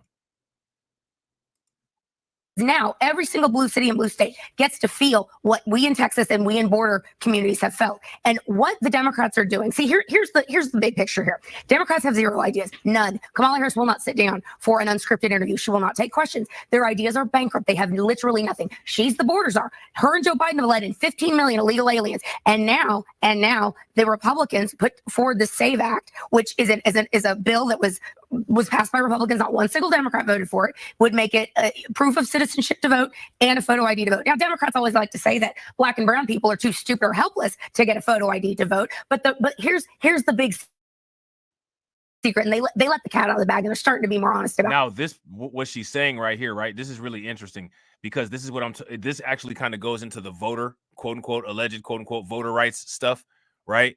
And we're actually going to talk about that. So keep that in mind, what she just said, because that's actually extremely important. It's extremely important. Keep that in mind. But here's the big secret, and they let the cat out of the bag, and they're starting to be more honest about it. Their ideas are terrible. They have to import voters because illegal aliens coming over the border are going to getting off this, and that is going to be paid for by taxpayers. But guess what? They're going to become future Democrats because this is globalism. This is communism. Kamala Harris is a Marxist. Tim Walz is a Marxist. Joe Biden doesn't know where the hell he is. For those, Angela, who said that President Trump and his administration had an opportunity to pass a bipartisan bill, issue to continue to run on. So I'm glad you asked me about that bill. The bill that you're referring to was a Senate bill propositioned by James Lankford of Oklahoma. He wanted to get his head patted by the leadership of the GOP, the feckless, worthless uniparty GOP. And what that bill was. Whose side are you? I'm not on the uniparty side. I'm going to tell you, I'm on the American people side. That's the side of my Gotcha. bill would have allowed illegal aliens in per day before anything was done, and it would have given amnesty to every single illegal alien here, including the 15 million that Joe Biden and Kamala Harris have imported. Now, not only that, this administration that cares to care about children, they don't care about the woman on the side of the road with a baby. They don't care about the 325,000 migrant children that are unaccompanied minors they have lost. 325,000 that are now. But there was also a sex-slave, significant number of migrant children lost under the Trump administration. Not anywhere near that amount. Yes, it was. No, not and anywhere, there were, no, and I'm even devil's near advocate here. I ain't got nobody else. I ain't got nobody else. But there are individuals who Isaiah crazy. say the Trump administration. Well, we know we were there. There were just as many problems at the border with the Trump administration, and then the bipartisan bill to address immigration was passed on. Okay, so again, I'm old enough to remember when Donald Trump said we need to. Hey, you see how Isaiah did that? You know his bosses told him to push back on what she's saying. That's why he looked over there. He said, and I'm just devil's advocate. Then he looked back over like, I ain't got nobody else. I ain't got nobody else. Y'all know what that was, right? Isaiah, that was translation. I just work here. If you guys agree, translation, I just work here. Give me a thumbs up. If y'all disagree and y'all think it's something else, then let me know. To build a wall, and Democrats and the Uniparty said, oh, $15 billion is too expensive. Now we've got, billions and billions and billions of dollars to Ukraine and billions of dollars to illegal aliens, but we can't build a wall. It's crap. And that is why Donald Trump is getting a lot of black support, and people are going to be shocked at this election coming up. All right, Angela Botts. Remember, the other guy didn't show up. See, you see him making sure when you look back on this, hey, I did push back. You just let her say anything. Well, you know what I'm saying? She came on here looking like she was only going to charge me $10 for a good time, and I didn't have nobody. Y'all was short. Come on now. Who you going? What am I supposed to do? And y'all don't have bugs flying in my mouth for over the course of 20 years. Give a brother a break. Give a brother a break. That's all I can say. You know what I'm saying? Shout out to John Galt. You guys remember John Galt, the urban realtor? He came on to an episode of Undocumented. And if you guys aren't subscribed to Undocumented, make sure you guys take a moment and subscribe to Undocumented. If one of the moderators could put the link to Undocumented into the chat, I would definitely appreciate it. I'm going to put the link to this video into the chat so you guys can go and take a look at it and, possibly drop a like or, drop a comment or something. But there was some real interesting footage that went on John Galt's show, and he took a clip of it, all right, and he posted it, all right. And this clip is very interesting because this guy that called into his show said some very interesting things. So make sure y'all go check his channel out. Hold on real quick. I'm gonna put it in the chat. All right. I'm gonna put this link in the Discord. All right. So give me 2 seconds. Hold on real quick. Let me see. Give me 2 seconds. Y'all know the computer moving slow like a turtle. Moving slow like a turtle. Let's see.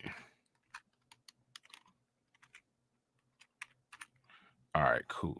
All right, so we got the link in the Discord. All right. And now this is an individual, if I'm not mistaken, this individual is from Chicago, and they're discussing the Venezuelan situation in Chicago. All right. Look at this moderator. The name is Give Crack to Me. You know what I'm saying? Give crack to me, not give back to me. You know what I'm saying? Give crack to me. You know what I'm saying? Those are taking over. You know what I'm saying? Right. That building that they took over, that's a big gang members building from here, from Chicago, from 61st. Is that a black gang member building, white gang member building? And what I was trying to say is, this is what I'm trying to say. This is what I'm gonna say. And I'm a bluntly person. You know what I'm saying the Venezuelans are going to black neighborhoods and trying to take over African American neighborhoods. Now, you guys heard that? Now, what I want people to do is I want people to go and look up the demographics of Aurora, Colorado. If one of the mods could give us the most recent demographic information on Aurora, Colorado, and drop it in the chat, I'd appreciate it. Why is that relevant? If the government or if people observe this and they see this as a problem, then my question would be, why are they just continuously sending people there? Shout out to Young Nine. What's good with it, bro? I think it's a lot of questions that should be asked. Those are taking over. You know what I'm saying? Right. That building that they took over, that's a big gang members building from here, from Chicago, from 61st. Is that a black gang member building, white gang member building? And what I was trying to say is, this is what I'm gonna try to say. This is what I'm gonna say. And I'm a bluntly person. You know what I'm saying the Venezuelans are going to black neighborhoods and trying to take over African American neighborhoods. That's damn shame. Because the thing is that this is what happened. This is what happened when they first got here. Right? They killed one kid. One 14-year-old. This happened a while ago when the Venezuelans first came here. They killed him right there in Garfield Park. That's the hood, right? That's where you were robbed. Yeah, those kids wasn't doing nothing. His mom was selling water on the corner. So they killed that one kid. Police didn't do nothing. It was African. So I think that's interesting.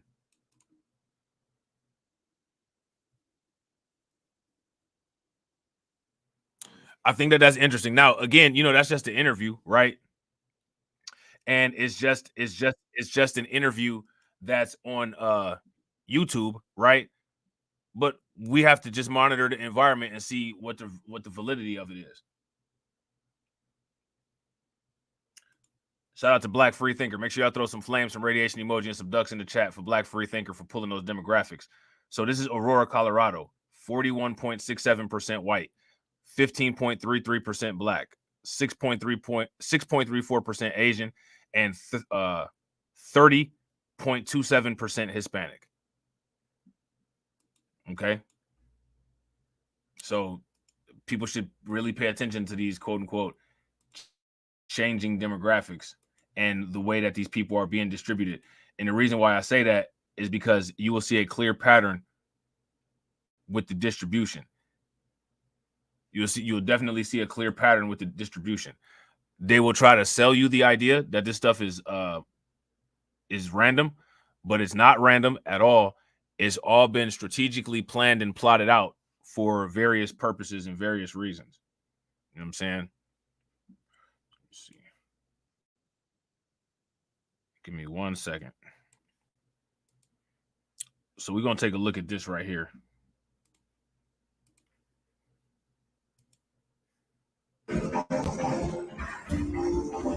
Listen. The old park right here, like they at the beach, my nigga. This the FDR, my nigga. Oh, they go up there.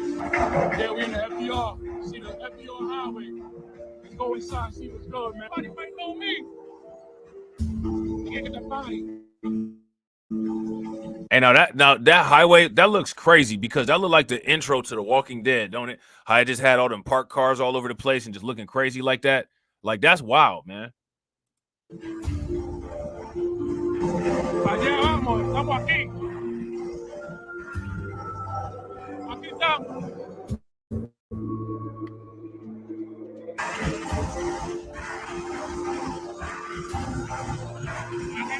Aquí estamos, amigos.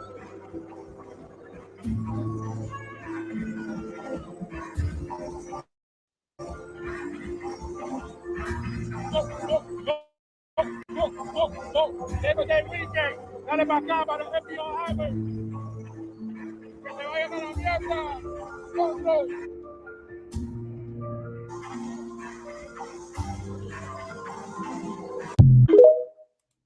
Yo, that's wild, man. So this person's TikTok is called alien_life TV, which is wild. Like it's just wild, man. If y'all ever see any videos like this that y'all think would be good videos to talk about or good videos to react to, make sure that y'all let me know so that we can look at them. All right. So now we're gonna listen to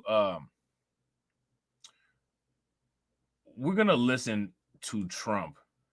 All right, and see what he has to say about this. And the only reason why we're listening to Trump is because, again, we have to compare what he's saying to what Kamala Harris is saying. And my question for you guys is, when it comes to Kamala Harris, what has she said about any of this? Like, how has she addressed any of this? That would be my question. I've listened to her campaign rallies. I haven't had a chance to stream any. I plan to, though. But I haven't really heard her address anything as to how she plans on dealing with any of these issues and how her way of dealing with these issues will improve things as they are today. I haven't seen any of that yet. Hopefully we will see some of that going forward. It would be nice to see it before the debate, but it's not there. So we got to work with what is there. A person like this, but of all of them, I think allowing 21 million plus people to come in from places unknown, I think it's, I really think it's probably the hardest thing to solve, and it's the worst thing that's happened to our country. But they've invaded our country, and as I said, they came from the prisons and the jails and the mental institutions, and more terrorists than we've ever seen come into our country. We actually had a year where Border Patrol said that we had no terrorists. I didn't believe it, but I love it. 2019, they said no terrorists have come into our country. None. I don't believe it. I don't believe it, but I use it anyway because it's what the hell. What a stat. But they said, but we were very tough on that. And there were very few. I doubt there were, I'm sure there was some, but they said there was 0 terrorists in 2019. Check it out. Border Patrol. And now we have numbers coming in, the likes of which we've never seen. And the worst terrorists in the world are coming in from Yemen. They're coming in from all over the Middle East, and they're coming in from places that even you don't want to know about. An estimated 75% of arrests in Midtown Manhattan and over 60% of arrests in Queens are now illegal aliens. Can you imagine? So now what do you think about that? Shout out to everybody that's watching. I appreciate you guys. If you guys haven't smashed the like button yet, please do me a favor, take a moment, smash that like button. Also, if you guys haven't hit the bell, do me a favor, take a moment, hit that bell. And if you are enjoying the content, make sure that you guys share the stream to your social media. Tag somebody that you know that's interested in this type of stuff. Bring them on in here, and also throw some flames and some thumbs up into the chat so people can see with the live chat on where we're watching that you are enjoying the content. So much more than half are illegal aliens, and all they do is talk about how people that come into our country illegally don't commit the same crimes as our people. They're so wrong, and they're more violent. They're more violent. Our country is being ravaged by crime like nobody can believe. In June, 12-year-old, and I got to know the parents, Jocelyn Nungari in Texas was tied up, assaulted, and strangled to death by migrant criminals from Venezuela that Baltazar Harris released into our country. In February, an illegal alien shot 3 D.C. police officers right through a door. In June, an illegal alien shot 2 NYPD officers, 1 in the chest, 1 in the leg. Many have died. Many have died. You could go over these stats all day long. Death. In July, another illegal alien reportedly shot a San Antonio police officer with a rifle and shot him in a bad place. Only days ago, a migrant from Haiti who Kamala flew into our country very specially was arrested in Massachusetts for molesting a 10-year-old boy. Last month, another Haitian migrant was arrested in the same state for raping a 15-year-old girl. They're raping and they're killing people at levels that we've never seen. And you've seen what's going on in Colorado, gone in Chicago. We speak heavily armed Venezuelan gangs have taken over entire apartment buildings and apartment complexes in Aurora. Pay to buy that building. They just take it over. Actually, in the old days, you just take stuff over, but that's neither here nor there, right? Ideological difference, right? Back in the old days, you just take things over, right? You know what I'm saying? Make America great again, literally bringing it back to the old days, but we're going to act like the new days aren't the old days. Okay, but sure, you know what I'm saying? Whatever, right? Here's my question. What Donald Trump is saying about these particular areas in the United States and a lot of the impacts that the migrant influx is having on these areas, is this true? If it's true, give me a thumbs up. If it's not true, then give me a thumbs down. And if it's not true, let me know what's actually going on.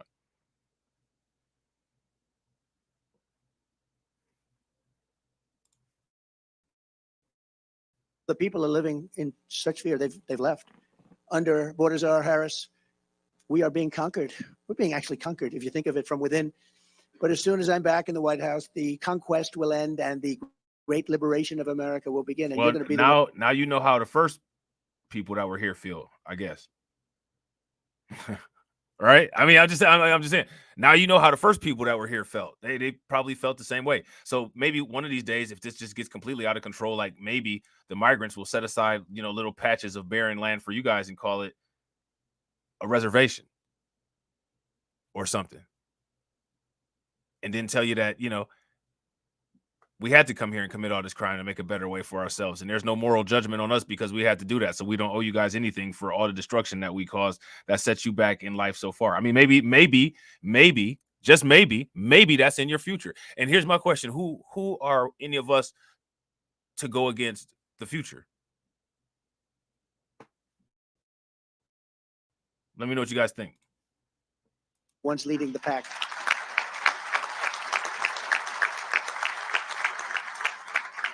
We will take back every single square inch of American territory, and that's been invaded by these migrant gangs. It's been taken over. I mean, real estate patches have been taken over,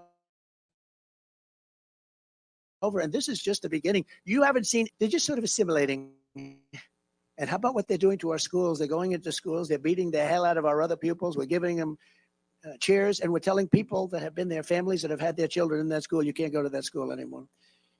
We will dispatch ICE and the elite teams of federal law enforcement to clear out the gangs from Aurora and every other American city that's being torn up and victimized. Now, I don't disagree with that. You guys remember when I first found out about that situation that was going on in Aurora, that was one of the first questions that I asked, like, where is the National Guard? Like, why haven't they called in the National Guard? Like, it's bizarre to me that they have this complete insane, this nightmare insanity situation going on over there, and they haven't gotten the National Guard or some type of military unit involved. Like, that is just wild to me. You know what I'm saying? Like, that's just wild. And we'll get MS-13 and other vicious gangs out of our schools, out of our high schools, your communities, and out of our country. We're going to get them out of our country fast. You know, when I first came in, MS-13 was all over the place. We had so much. And I said, take them back to their country, Honduras, Guatemala. Take them back, El Salvador. And a general told me, sir, we can't take them back. Why? They won't accept them. When the plane is ready to land, they have major aircraft landed all over the runway. So you can't land the plane. The buses are stopped. They broke up the road, so you can't get the buses in. We can't get them back. They won't take them. They told us, don't even think about bringing them. We'll end up in a big fight. I said, how much money do we pay those? It was 3 countries in particular. And they have MS-13 criminals, the worst gang members. They make our gang members look like very sweet people. That's the only. Now, we only need 17 subs to get to 500. You guys think that we can get those 17 subs tonight? If you guys think that we can get those 17 subs to get us to 500 tonight, give me a thumbs up. If you guys don't, then give me a thumbs down. If you're watching and you're not subbed, be a part of helping us get to that 500 and hit that bell. Only thing good about it. Our criminals look so nice by comparison. These are rough people. I said, how much money do we give these people? They said $750 million. Sir, it's $750 million, sir. I said, let them know that effective immediately. They're not getting any more money. You know, we give it as foreign aid like fools. We give so much money to people that don't have any respect for us at all. Tell them the money is cut off. They are defunded.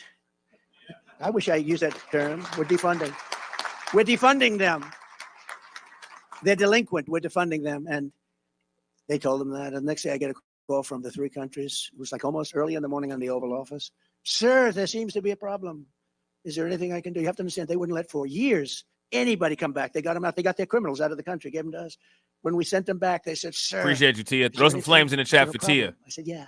You sent in caravans, all of these people, and you're not taking them back. You're going to take them back. Sure, we would love to take them back, please. It would be our great honor to have MS-13 back in our country, sir. It would be our great. We love MS-13 very much. They only kill 5 people a year per person. And they took them back. Yeah. I still didn't pay. Well, you know, so did that white lady. Forget what her name is, the Aurora City Councilwoman. Remember, I thought she was about to say something crazy, but then she was like, I don't know. I've never seen the Crips and Bloods human traffic and women traffic before. I mean, this is ridiculous. She said the same thing. You know what I'm saying? She was like, the Bloods and Crips have been here forever, and I mean, they weren't doing stuff like that. Like, she said that right on Fox News. I was like, oh wow, they let that fly. I still didn't pay. But you know, I just found out that now they're getting $4 billion with Biden, $4 billion instead of the $750 million, and they're behaving worse than they've ever behaved. I will support mandatory minimum sentences of 20 years for illegal alien gang members caught committing gun crimes, drug trafficking crimes, or acts of violence, or we'll send them back to their country with the assurance that they'll be put in prison. And I will make their home countries pay for the cost of their imprisonment through reduced foreign aid and high tariffs or taxes if they don't behave. You know, the tariffs are great. If they don't behave, you just say, that's okay, you don't have to behave. I'm putting a 50% tariff on everything you send in. And they behave like little babies. The days of foreign nations dumping their criminals into America are over. I will stop the invasion. I will shut down deadly sanctuary cities, and we will carry out the largest deportation operation, because we have no choice, in the history of our country. By sealing the border, we will also push back the flood of fentanyl and other deadly drugs that's pouring into our country at record numbers. Under my administration, we reduced drug overdose deaths for the first time in nearly 3 decades by quite a bit, but nothing like it could be. Because the only thing that's going to stop drug dealers from doing their job is a thing called the death penalty. And I don't know if people are ready for the death penalty. You know, a drug dealer kills during his or her life an average of 500 people. So when you say the death penalty and it ends, I was in China with President Xi before COVID. I got along with him very well. After COVID, I didn't really deal with him. I wasn't so thrilled with him, but I got along with him. I had a good relationship. I said, you have 1.4 billion people. Do you have a drug problem? No, we have no drug problem. And what do you attribute that to? Death penalty. Death penalty for drug dealers. They have no problem with 1.5. They have no problem. The only problem they have is they send the drugs to us.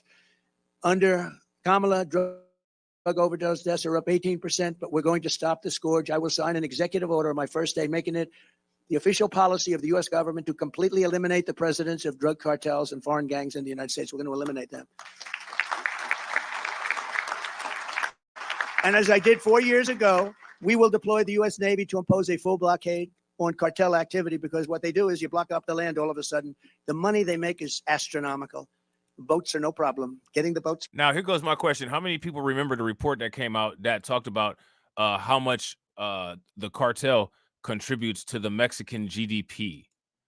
Does anybody know the exact figure of what the value of money is that the drug business brings in to the Mexican cartel's GDP?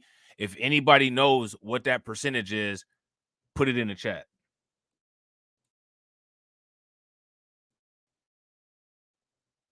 Buying the boats, owning the boats, no problem. I will get China to give their maximum death penalty to dealers of fentanyl. When I left, they didn't do it. They didn't get it done. He probably said they forgot. They probably did. But we had a deal where he was going to impose the maximum penalty, which was death, on dealers that were sending fentanyl to the United States. How good would that have been? Starting on November 5th, the most important day in the history of our country, no neighborhood will be left to rot from the plague of drugs. No citizen will be abandoned to migrant gangs, and no community will be surrendered to violent crime. We will take back our cities. We will clean up our streets. We will restore peace to our schools. And together we will make America safe again for citizens of every race, religion, color, and creed. Together we will make America great again. And thank you very much for this great honor of the endorsement. God bless you. God bless our great police. And all right, so I thought that was interesting, right? So now here's my thing, right? Aside from all of the rhetoric and aside from all of the gaslighting, my question is, what has Kamala Harris said that's comparable to that, as far as how she plans on dealing with with any type of issues? Cartel activity makes up 18.3% of the Mexican GDP. Now, if the cartel is responsible for that large of a chunk of the Mexican gross domestic product, do you all feel that the Mexican government probably has some type of policies and some type of legislation that makes it favorable for them to have a profitable business environment? And you know, some of the cartel's largest money-making activities are human smuggling, right? So it wouldn't even be advantageous for the Mexican government to intervene with stopping the cartel, because at a GDP contribution of 18.3%, they're a significant part of that country's income. If you guys would agree, give me a thumbs up. If y'all would disagree, give me a thumbs down. They're definitely a significant part of that country's income. You know what I'm saying? So now here it says Gavin Newsom deletes California bill to help undocumented immigrants buy homes. Now, why do you guys think that this happened?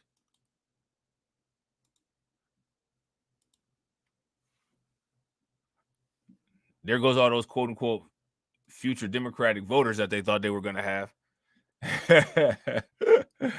Right? There goes all those future Democrats that they thought they was going to have. The decision comes a day after Donald Trump said he would ban undocumented immigrants from receiving home mortgages if he's elected president. So now let me ask you guys this question. Does it not seem that, like, in the short term, what's going on is that a lot of the Democrats are doing things that Trump has done or things that Trump would do to give them more of an appeal for election time, and then after the election they'll roll back to the policies that they were doing before? If you guys think that that's what you see going on right now, give me a thumbs up. If it's not what you see going on right now, let me know what you think is going on. Sacramento, California. Governor Gavin Newsom vetoed a bill on Friday that would have made some undocumented immigrants eligible for up to $150,000 in state-backed home loans, rejecting a proposal that ignited criticism from the right, as immigration has become a major tension point in this election. The Democratic governor's veto comes a day after former President Donald Trump said that he would ban undocumented immigrants from receiving home mortgages if he returns to the White House. Now, let me ask you guys this question. First and foremost, do you think that he actually would do this? And I'll put this aside so that we can look at this later, because I think this is relevant to take a look at. But how many of you all think that Donald Trump would actually do that? If you guys don't think that Donald Trump would do that, then give me a thumbs down.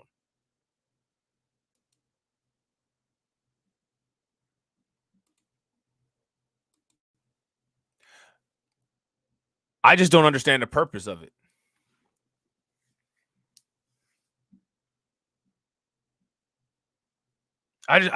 Just giving away all of this stuff is just wild. And shout out to Young Nine. Yeah, I gotta agree. Young Nine says the benign neglect got too obvious. Sorry, I had to take something from them. Yeah, I wouldn't disagree. If you guys agree with Young Nine, give me a thumbs up.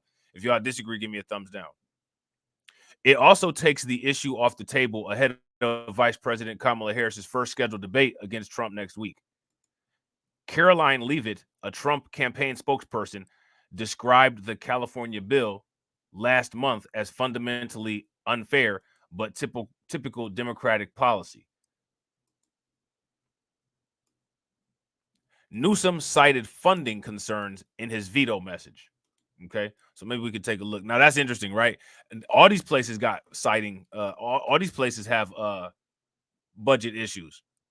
All the places that had these sanctuary cities and all this stuff, you know what I'm saying, giving away all this migrant crisis goodie bag, you know what I'm saying, they all have issues with the budget, right? Like I said, we still got to do the article talking about Chicago, where Chicago is having a huge budget deficit right now, right? Look at this. We got the letter from the office of the governor, right? September 6th of 2024. To the members of the California State Assembly. Hold on real quick. I am returning Assembly Bill 1840 without my signature. This bill seeks to prohibit the disqualification of applicants from the one of California Housing Finance Agency's home purchase assistance programs based solely on their immigration status. Given the finite funding available for Cal HFA programs, expanding program eligibility must be carefully considered within the broader context of the annual state budget to ensure we manage our resources effectively. For this reason, I am unable to sign this bill. Now, let me ask you guys this. I mean, but at the same time, this is the same state that just literally added all these people onto CalStat Medicare healthcare to cover undocumented migrants for free healthcare.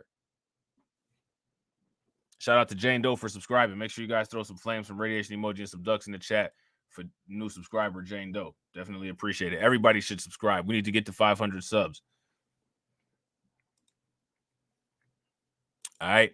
So now here it says expanding program eligibility must be carefully considered within the broader context of the annual state budget to ensure that we manage our resources effectively. Again, I don't think that any of these states, any of these state governments, any of these local governments, I don't think they ever really care about managing anything effectively until they're getting scrutiny placed on it. And then they have to give some type of justification for why they've spent the money that they spent. That's the only time they care about doing things, quote unquote, carefully. Any other time, it's not really that big of a concern. Any other time, they just basically do what they want to try to get whatever type of support they can get or to pander to whoever it is that they want to pander to. Newsom has repeatedly warned fellow Democrats in Sacramento not to provide cannon fire for Republicans in an election year, issuing pleas for them to tamp down the raging culture wars rather than poke them with hot button issues ranging from banning youth tackle football to reparations. So now, as you can see, Newsom clearly had an influence on what went on with reparations. So I know that there's been an article going around with some woman who is a part of a fraternity, or I'm sorry, who's part of a sorority, who's going around saying that she's disappointed in Gavin Newsom. But as you guys can see, they actually knew what the agenda was right there.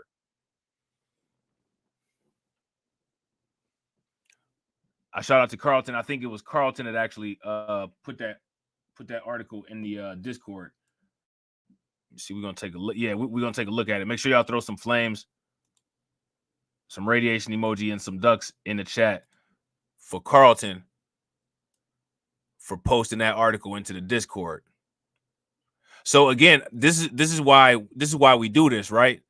This is how we see how all of these things are interconnected. And then as we do our careful research and we show our careful research as we're doing it, we still get called mis and disinformation because people don't like what we're saying.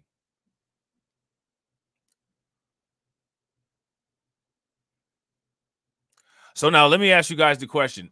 What Gavin Newsom said, isn't that similar to what Nancy Pelosi said as far as, never actually give them what they want, quote unquote, so to speak? If you guys would say that that's about the same thing, then give me a thumbs up. If you guys would say, nah, it's a little bit different. Nah, it's a little bit different. You know what I'm saying? Nah, it ain't like that. It ain't like that.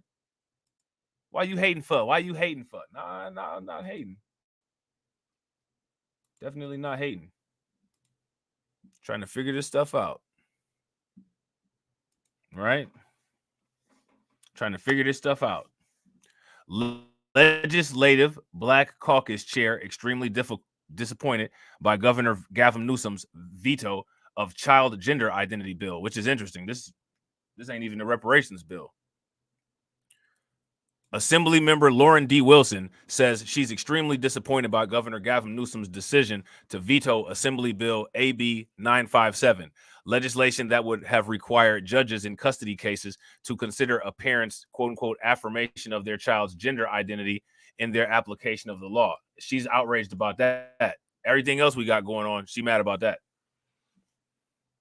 Let me ask you guys this question. Are her priorities straight? Clearly, priorities not straight, or they're not straight people, right?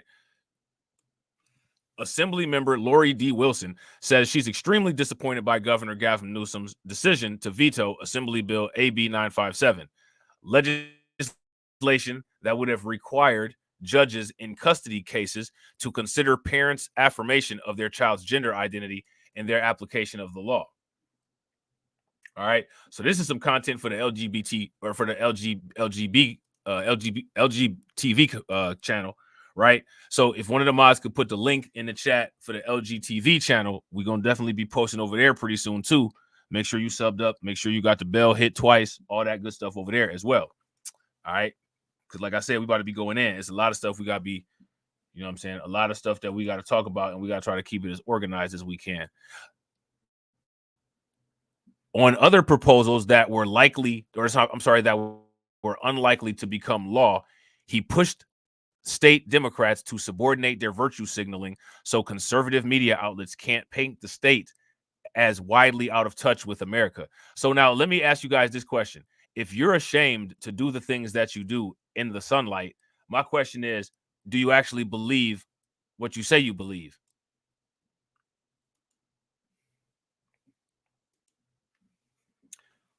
I would go so far as to say that this is evidence that when it comes to the Democrats don't believe what they say they believe.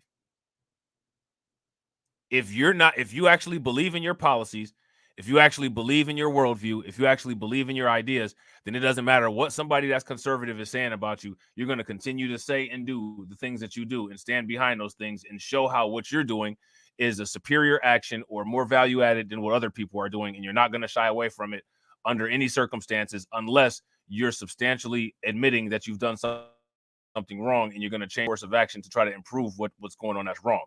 If you guys would agree with that, give me a thumbs up. If you guys would disagree with that, give me a thumbs down. There's a lot of stuff that I say. There's a lot of stuff that I do. There's a lot of stuff that I believe that you guys totally don't agree with. I'm comfortable with that. And the reason why I'm comfortable with that is because I believe myself. And as a service to the people who listen to my channel and engage with me, I'm going to try to do the best job to show that I believe what I say and that the things that I say are true to the best of my knowledge. And if it comes to my knowledge that they're not true, I'm not going to substantiate any type of dishonesty with you. I'm going to be honest and tell you I made a mistake or I was wrong. That's something that you can always guarantee from me. But I'm not going to try to hide anything. You know what I'm saying? What I want you guys to do is that what I want you guys to see is that this is an admission of hiding. How many people would agree that this is an admission of hiding? So what this is basically saying is that they don't even trust themselves. If you guys would agree, this is evidence that they don't trust themselves, give me a thumbs up. If you guys wouldn't, give me a thumbs down. If they don't trust themselves, then my question is, why should you trust them with your vote?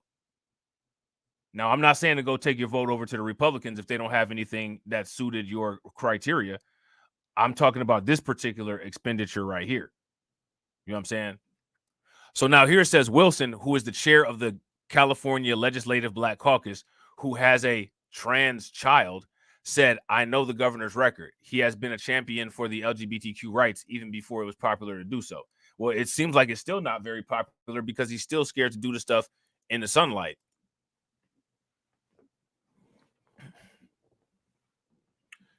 You know what I'm saying? It seems like he's still scared to do the stuff in the sunlight. You know what I'm saying?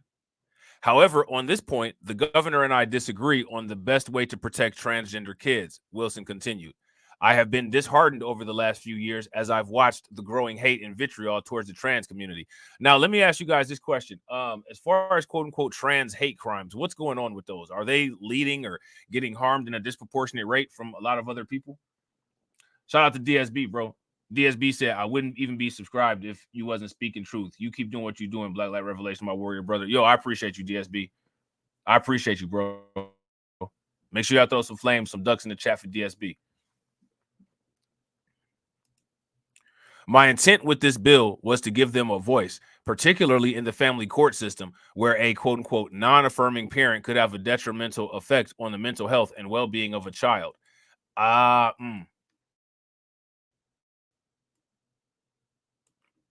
There's a lot of things that could create negative effects, you know what I'm saying, on children. I think that it's interesting that that's the thing that they prioritized. What do you guys think? You know what I'm saying? Whether the roadblock comes from the opposition or even a supporter, it only hardens my resolve. I'm far from done. This fight is personal, not just for my family, but to all the trans kids that deserve a brighter and safer future, Wilson said. So what you guys see here, this is something similar to the Palestinian crash out. This is the legitimate pastel color crash out, where there's this crash out for something that is of questionable benefit that is just going to be displayed, where the things that are of substantive benefit are kind of downplayed and acted as if they're not a priority. You know what I'm saying? So now here it says the governor announced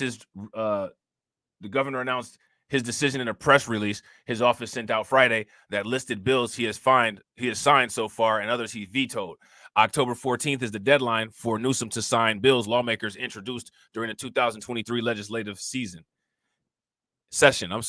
Explaining his decision to veto AB 957 in a message, which we just read, Newsom said elected officials could point to the legislation as a precedent to diminish the rights of vulnerable communities. So again, it's not the rights of vulnerable communities, it's the rights of the specific vulnerable community that's linked directly to that bill. It's not all vulnerable communities, right?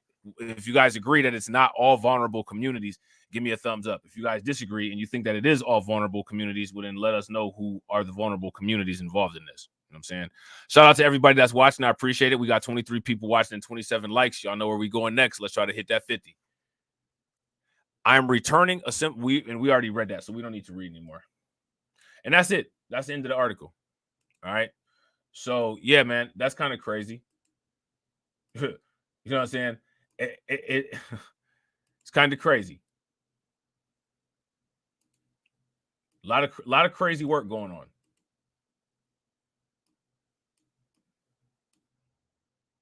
Lot of crazy work going on.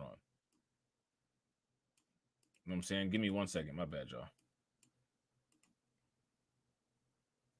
A lot of crazy work going on. All right, so now we're gonna go back to this political. Actually, to be honest, we don't even need to read the rest of that political article because I think that article actually kind of went into the stuff from the political article, and the details are not really details that we really need to be concerned with because we don't need like the we don't need all the deep details. We just need like the basic ideas. So now here's my question for everybody. How many people know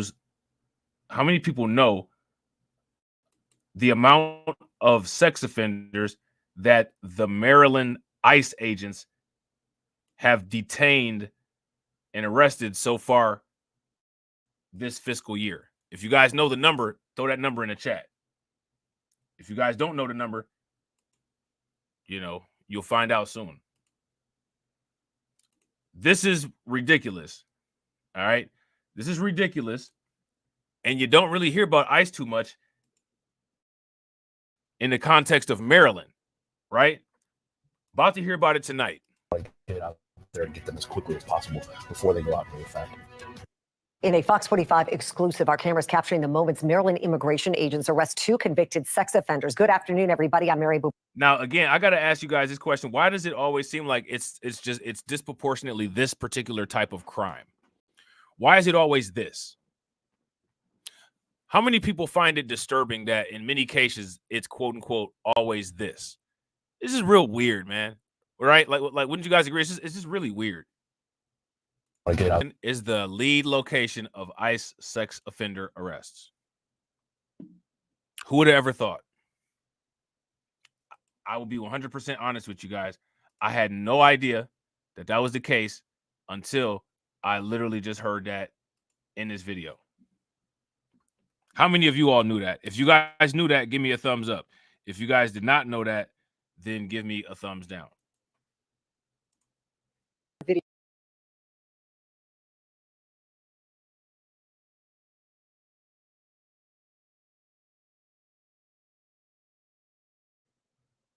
Yo, that's wild. That's wild. I had no idea that it was going down like that in Maryland, as far as with this particular type of situation here. So now check this out. How many people know who the organization called LULAC is? We've talked about LULAC before, right? Who is LULAC and what do they do? That's my question for you guys. Who is LULAC and what do they do?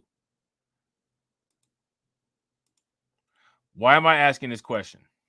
I'm asking this question because I need you guys to go back into your memory banks and remember the retired porn star that said that she was a conservative that Isaiah had on there that said something about black people voting. You guys remember that? And she was talking about these trick bags that people are getting tired of, which quote unquote could be one of the reasons why you see increasing black support with Trump supporters. I want you guys to remember her statements about that. Now we're going to look at these next couple videos here.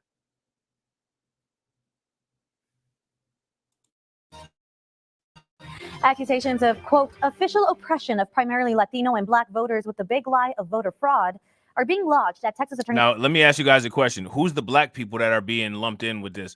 Like, we've seen all of the Latino ones, but my question is, who are the black people that are allegedly not able to vote?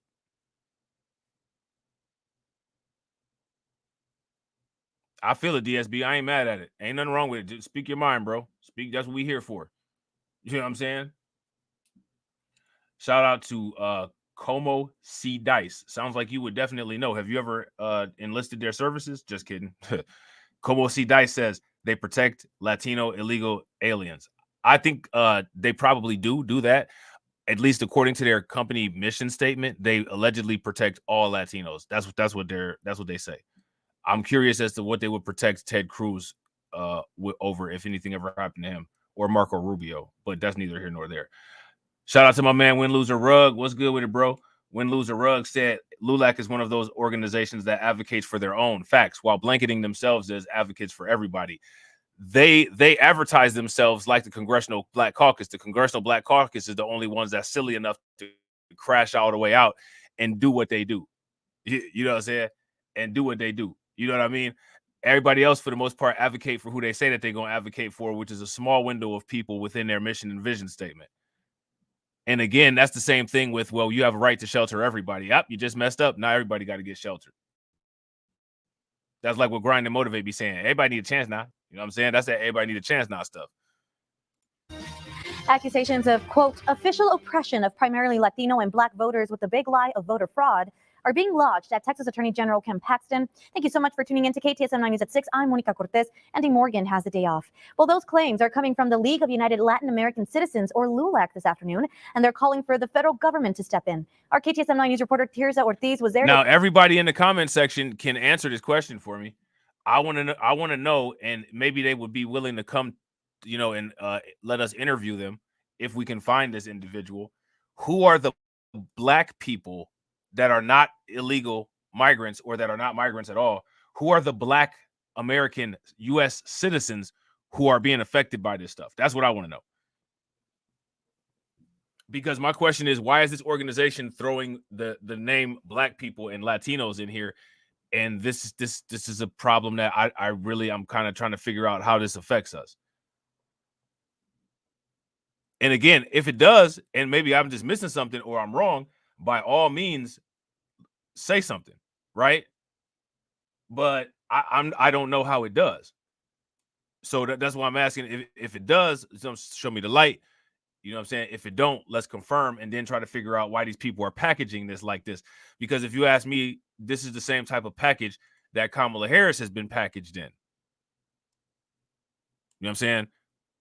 But then when you say something about the way that Kamala Harris has been packaged, people try to use your own identity against you. They try to weaponize your own identity against you and say that you're just ultimately not doing something that you should be doing based on quote unquote who you are. No, I'm going to make a correction on that. Based on quote unquote who I am, I know that I'm doing the right thing. You know what I'm saying? So what's important to pay attention to is the consistencies. To listen to their claims. She's live in her studio. And Tirza, what else did they say? Well, Monica, claims of abusing minorities and violating their federal rights. These are the allegations being brought. And shout out to everybody. You know what I'm saying? We killing it up in here. We need to get to 500 subs. If you haven't subbed to the channel, that'll be great. Help us out. Let's get there. Hit that bell icon twice. If you're enjoying the content, smash that like button. If you haven't smashed the like button yet, do that. If you have smashed it already, throw some flames and some thumbs up in the chat so everybody can see how much you're enjoying it. And if you haven't shared the stream, make sure you guys share the stream and tag somebody that you know that's interested in this type of content. Brought against Attorney General Ken Paxton and his office after the execution of a 2-year-long election integrity investigation in late August. Texas is a majority minority state. So what I'm here to say is we will not go back. We will not stop registering people. Major pushback against Texas Attorney General Ken Oh, man, Paxton, hold on real longstanding quick, man. Latino civil rights group LULAC, and advocates. You heard the Latino guy on the last news. I don't know why this lady is doing this, but it's not majority minority where that's going to help you out anything. This is the stuff that Dr. Claude Anderson talking about like you.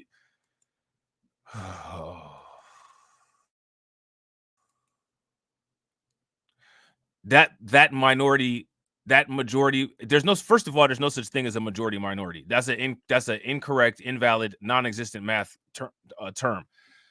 Just like imaginary number. It's just like how 0 is a placeholder and 1 in multiplication is an identity. This is fake. There's no such thing as a majority minority.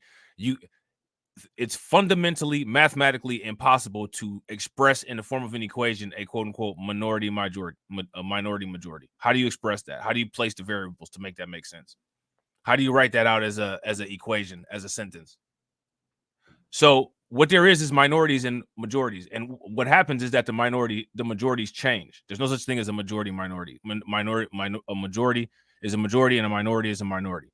So what you have is that when it comes to Texas, Texas is going to be one of the first states where Latino people are a majority. That doesn't benefit that woman who's saying that with her chest out at all.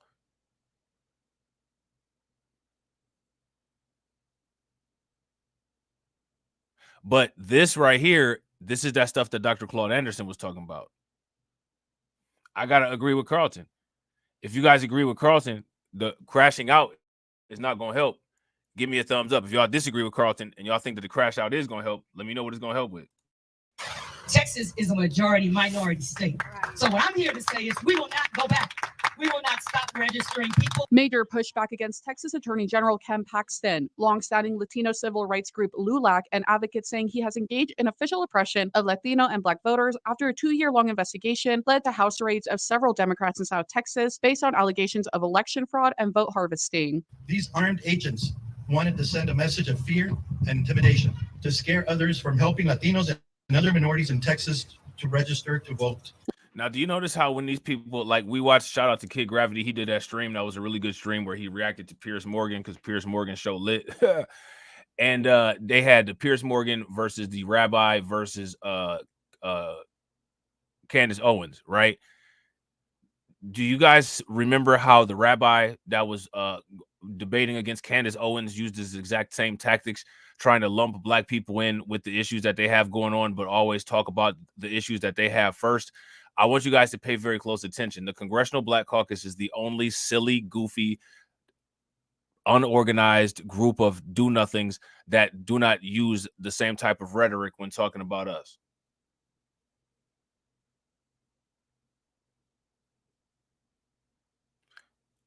Now, somebody would say, we don't need to do what other groups do. I don't care what those people say, man. Y'all know I fly away from the pack of birds and I swim against the fish. I don't care what they say. What I'm telling you is pay attention to what people that are getting stuff do. Reverse engineer the processes that they use. Fine tune those processes that they use to make them fit you and accommodate you, and go for yours. That's what I'm saying. Somebody be too proud. Oh, you don't need to be concerned. We need to be concerned about what we ain't got. What are you talking about? So I want you guys to pay very close attention to all the manipulation that's used. Pay attention to all these tactics that's used. And pay attention to how, like, you just, like, man, it's just, you know, like, at this point, like, I don't even, like, that lady that was, you know, she all, I don't even be angry. I'm so numb to this stuff anymore. Like, I don't even feel bad anymore. And I shouldn't say that. I feel more like there goes somebody else walking right into a fire, and no matter what I do, it ain't nothing I'm be able to do to convince them to turn around and walk the other way to save themselves. So I just got to sit here and watch this person, you know, destroy themselves. And, you know, like, you know, that kind of, when you see that just as on a continued loop, it's just so hard to look at. It's just so sad. But you can't let the inefficiency of human emotion stop you from doing what you have to do. So as bad as it looks, as sad as it is, you just got to deal with it. You know what I'm saying? I'm sitting there looking at this lady like, lady, you don't know, like that. You ain't hear about Nuri Martinez over in California. Like, you don't know about Ray Lopez up in Chicago. Like, what are you doing, man? What are you doing? Man, I don't know what to say. Local organizations and political leaders saying they refuse to be intimidated, asking the Department of Justice to look into Paxton's actions and the potential violation of the Voting Rights Act of 1965. You're going the wrong way if you have anything to do with avoiding people to be able to vote in peace and feel good about that vote. Leaders saying it's not about who you vote for, but upholding the principle of democracy and accessibility to exercise the right to vote. We will not be intimidated. We will not be discouraged, and we will not. You're gonna be intimidated when you see what that minority majority stuff really look like. And they got the stand your ground laws down there too. The gang fight's gonna be out of control. They don't even have the gun laws, the type of gun laws that they do in Texas, in California. So when them people in Texas start getting on that gang war stuff, like how they in their gang wars in California, can you imagine how that's gonna be? They're gonna be taking out innocent civilians, man. That's gonna be crazy. And like, come on, bro. Like, how do I gotta ask y'all, man? Like, how do people get like this? How do you get to where like you just can't see reality? Like, how do you arrive at that destination? And then on top of arriving at that destination, then you just stay there. Like, how do you get to that point and then just stay there, man? These people are clueless. Like they like in a piranha, they're like in a piranha tank right now and getting circled by a bunch of hungry piranhas and don't even know that they the food. Y'all remember Stack Bundles? Look, Ninja, you food. Remember that song? Look, Ninja, you food. You know what I'm saying? Not be stopped. We will continue to register the young, the old, the middle-aged, those that have not voted. We will continue to register. Now, KTSM did reach out to Attorney General's office for a comment on LULAC's allegations, but we have not heard back by the time of this newscast. This investigation is still ongoing, and we will update you on air and online as these details enter our newsroom. Live in the studio, Teresa Ortiz, KTSM 9 News, back to you. All right, so there's that. All right. So let me see what else they got popping off over here. Let's see. So now we got an article here. Or actually, we have a little video from CBS Austin, and you guys know that that's CBS Austin, Texas. And what they're gonna do is they're gonna take a little brief dive into the call for a DOJ investigation involving this. Okay, and again, like, you know, the thing is that one of the reasons why, if you ask me, one of the reasons why it's so important for us to start just detaching from these movements and getting away from this stuff, man, like not dealing with the Democrats and dealing with all these other group of people that they try to make us a part of and all of that, is because then what will happen is these people get all of the benefit, we get none of the benefit, and then they'll try to say, well, here's where you got your benefit here, and then show a bunch of news articles trying to cite that we benefited from this stuff with just the quotations of we were the people that were being affected by this stuff. No. You need to start substantiating some of this stuff. You don't just throw us into a bunch of stuff. This is nonsense. If my name ain't on the contract, I ain't got nothing to do with it. If you ain't never seen me working with it, I ain't never worked with it. Like, that's what it is. You know what I'm saying? It's a sad day in Texas when our leaders try to disenfranchise the vote. A growing number of Texas Democrats I don't understand. Are you disenfranchised? Like, it's like they got this old black couple here. What is going on here? Are you disenfranchised? Somebody already took care of all that for you, and we have a day off of work every year because of them. This is somebody else's problem. Go enjoy your retirement. Like, I don't get this, man. How many of y'all understand this? If y'all understand it, give me a thumbs up. If y'all don't understand it, give me a thumbs down. I don't understand this. Now, in all these news reports that we just watched, that we just listened to, that we just read through, have anybody read anything that validates, yes, these things that are going on have targeted black people and it's made things much more difficult for black people to vote? Has anybody seen any evidence of that? Can anybody give a timestamp where that was established or anything? I don't think that anybody can. And the reason why I don't think that anybody can is because they haven't given us anything. And the reason that they haven't given us anything is because there isn't anything. You know what I'm saying? It's a sad day in Texas when our try to disenfranchise. A growing number of Democrats, local, state, and congressional, need the Lone Stars. To all of us, it is our home. It's up. Purchase. This is not new to Texas. Last week, the Texas Senate Democratic Caucus made the call for a Department of Justice investigation. On Wednesday, congressional Democrats did the same. It seems to me that we hear in Spanish and English your voice, but the only voice that Ken Paxton wants to hear is one that agrees with him. Governor Abbott has stood by the efforts in the name of election.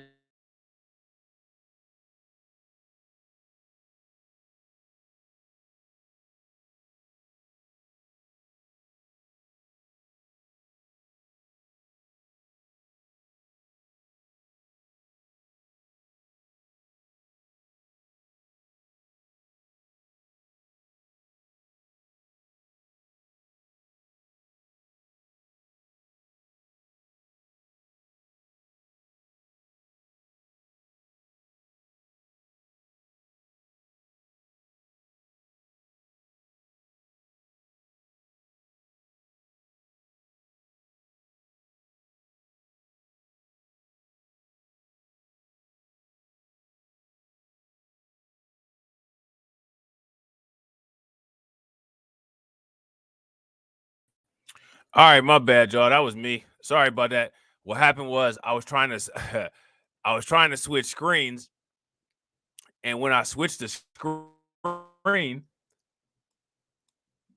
the computer started moving funny, and it took my StreamYard screen to where the screen was that I was trying to where the screen was at that I was trying to pull down, and so it cut me out of StreamYards. So my bad, y'all.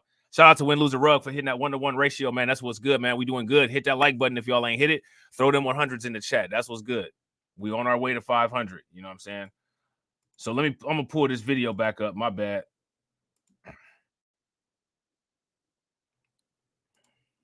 All right, sorry about that, y'all.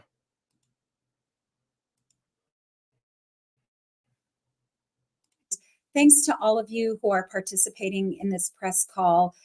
We have come together, members of the House Democratic delegation. Now, let me ask you guys this question. Y'all see Al Green right there? If y'all can see Al Green right there, give me a thumbs up. If y'all don't see Al Green right there, give me a thumbs down. My question for you guys is, why is Al Green here? Why is Al Green there? What is he doing there?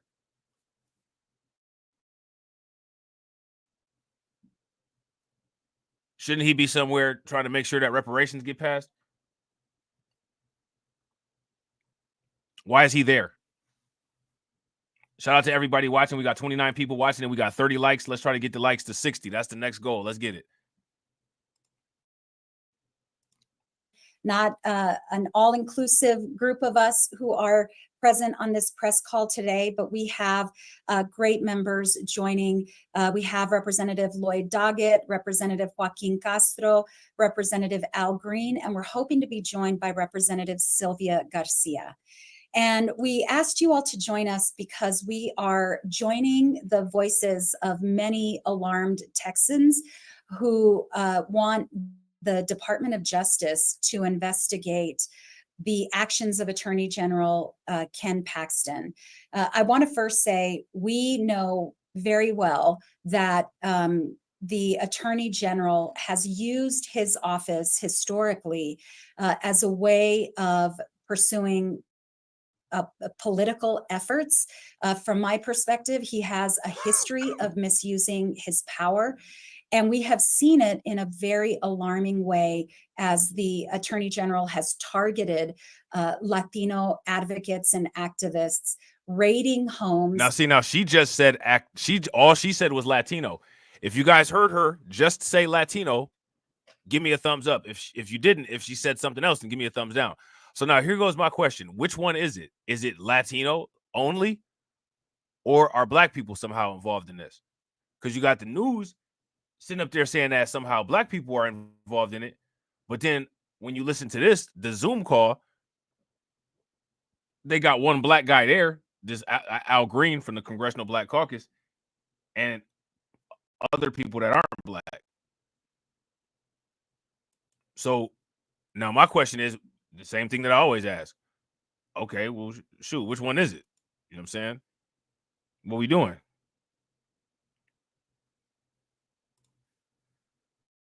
Taking electronic equipment, taking even medication from Latino advocates and activists who have a long history of helping get out the vote in Texas. It should be very obvious to all of us that this targeting of the Latino community, and in one case, a highly contested district in the upcoming election. So again, as you guys can see, so she's doubling down on it. Nobody mentioned black people here. Nobody mentioned black people here.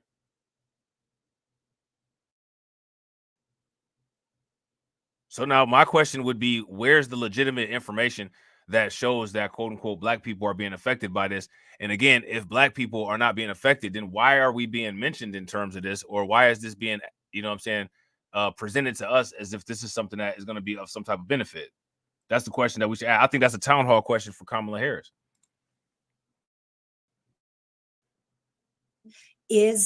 So what, you know what, actually this right here, this is long. This is a half hour, so this is gonna have to be a separate show.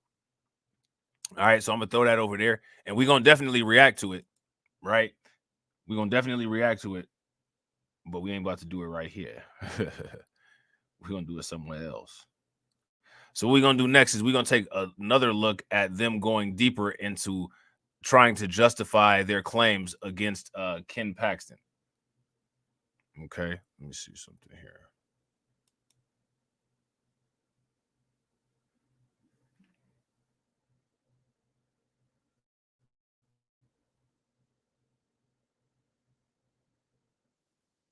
Okay.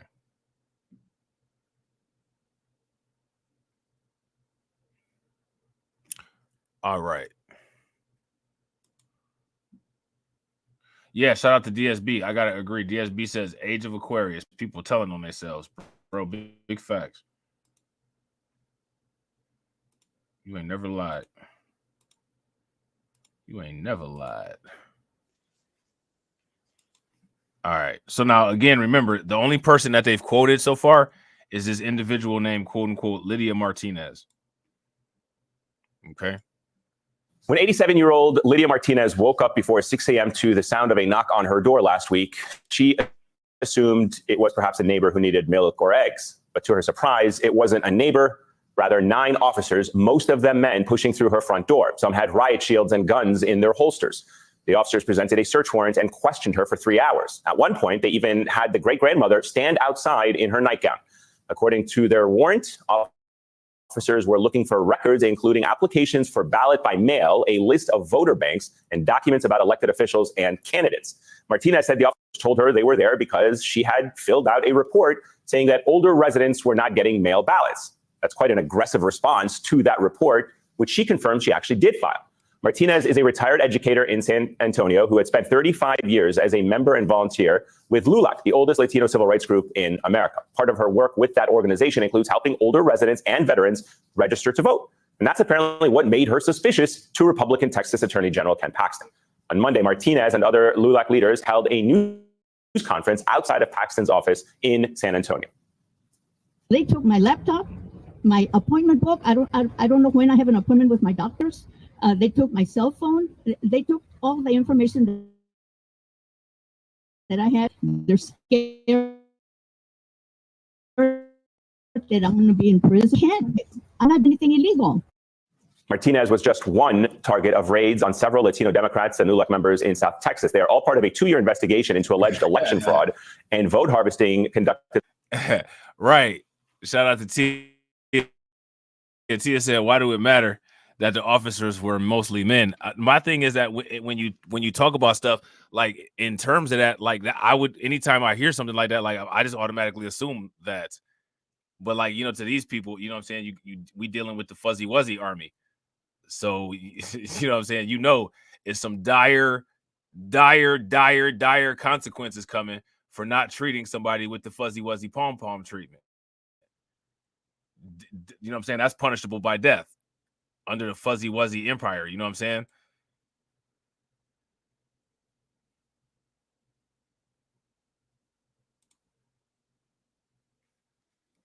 By Paxton's election integrity unit. That's the same unit that was created in the wake of Donald Trump's fake election claims during the 2020 presidential election.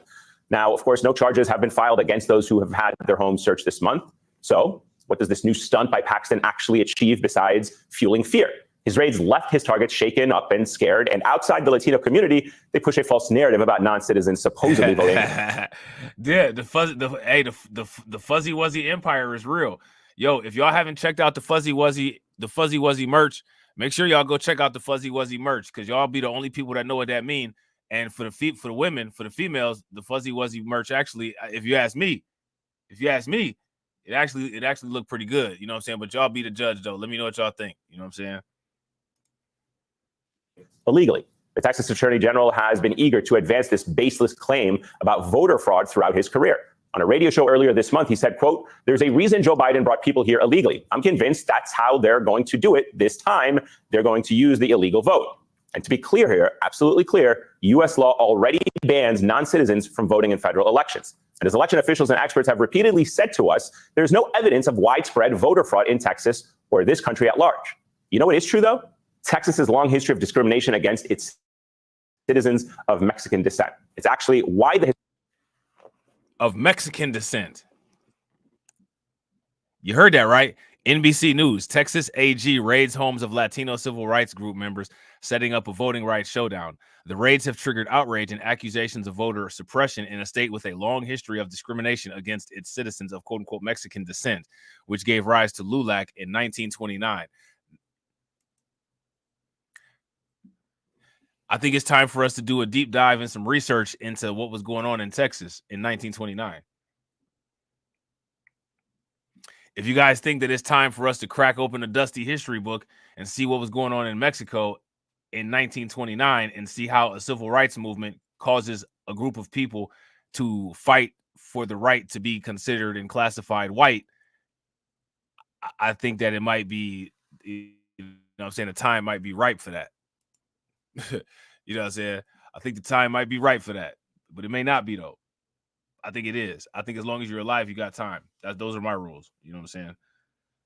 So, you see, of course, we're moving slow now.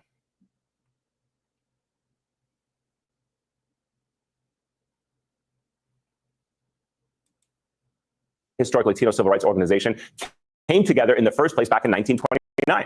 As you can imagine, these raids felt deeply personal to LULAC's leaders and members. The group's national president, Roman Palomares, called them, quote, point-blank voter intimidation.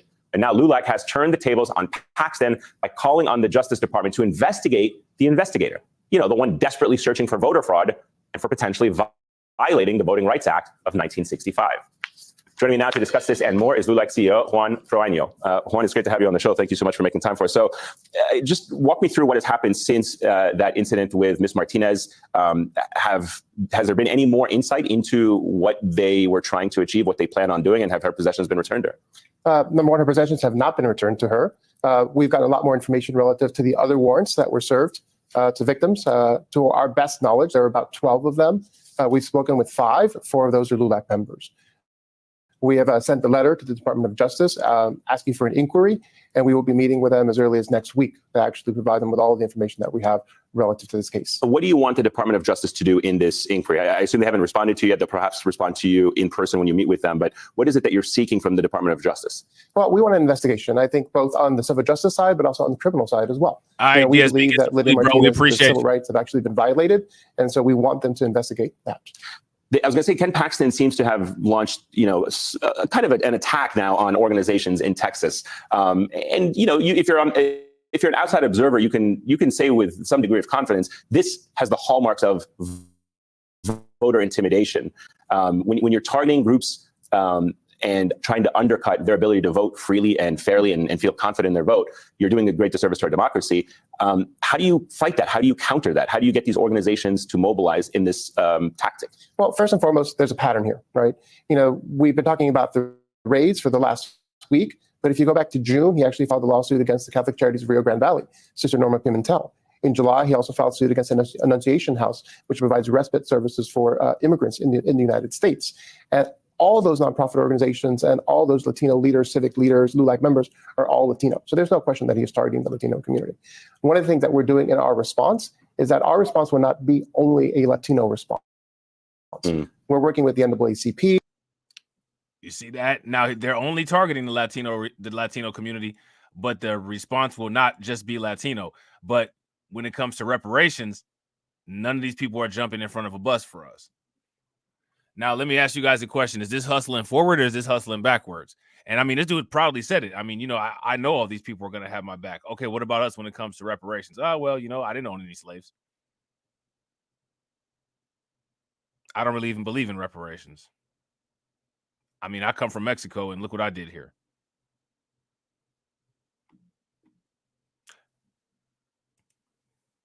What do you guys think? Well, first and foremost, there's a pattern here, right?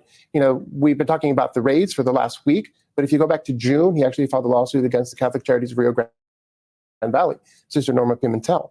In July, he also filed suit against an Annunciation House, which provides respite services for immigrants in the United States. And all those nonprofit organizations and all those Latino leaders, civic leaders, LULAC members are all Latino. So there's no question that he is targeting the Latino community. One of the things that we're doing in our response is that our response will not be only a Latino response. We're working with the NAACP, met yesterday with Derek Johnson, with Mark Morial from the Urban League, with Maya Wiley from the Leadership Conference, with Hector Barba from Mi Familia Vota. So our response will be one of the civil rights community, fully intersectional, taking into account Hispanics, African-American, and the Asian community as well. Let me share with you something that the governor has been doing, Greg Abbott. He purged 1 million people from the state's voter rolls. And let me ask you guys this question. What are black people going to get out of that?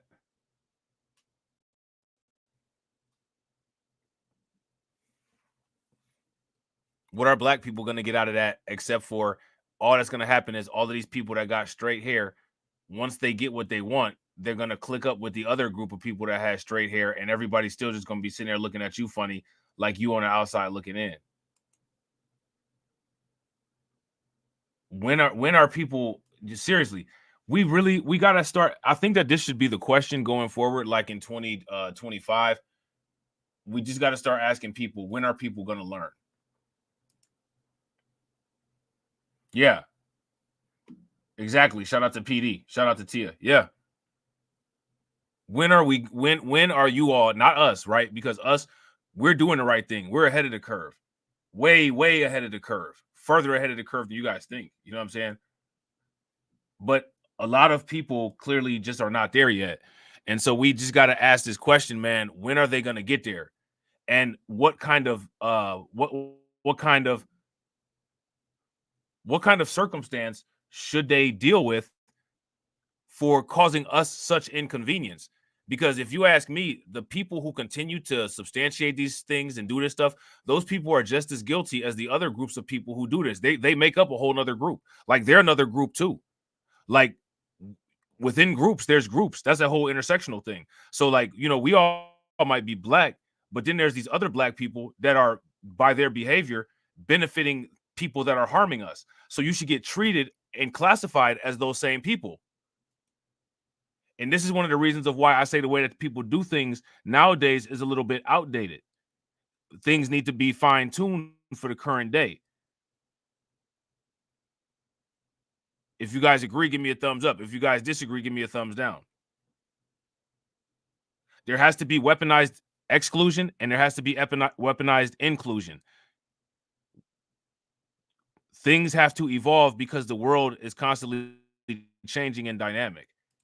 Saying that illegal voting in Texas will not be tolerated. But the majority of voters, data shows that were removed from the rolls either passed away or failed to respond to notices from election officials or just moved out of Texas. Do you believe there is a concerted effort to fearmonger right now ahead of the election and create this sense of intimidation? You know, I think he actually put that out because he put that out last Friday as number one, a way to deflect from the story, this negative story that has impacted his administration and Paxton. But in addition to that, it actually really undercuts their argument of systemic voter fraud and voter harvesting. 6,500 of those persons actually removed from the voter roll were defined as non-citizens. Right. 6,500 of 1.1 million records is less than 0.5%. Yeah. 1,900 of those 6,500 actually holding, and 1,000 voter rolls are non-citizens, immigrants, if you will. That's not statistically insignificant. Systemic voter fraud. That is not systemic voter harvesting. It undercuts their entire argument. What I'm concerned about is that he gave those 1,900 records, literally handed them over to Paxton, and our expectation is he's going to go after them. Shout out to everybody that's watching. I really appreciate you guys. I hope you guys are enjoying the content. We got 25 people watching. That's awesome. It's 3:40 in the morning Eastern time. If you guys could take a moment, smash that like button. Also, if you guys haven't hit the bell, take a moment and hit that bell. Again, we got 25 people watching and we got 33 likes. Let's try to get the likes to 58. Let's try to get the likes to 58. Let's try to get to that 500 subs.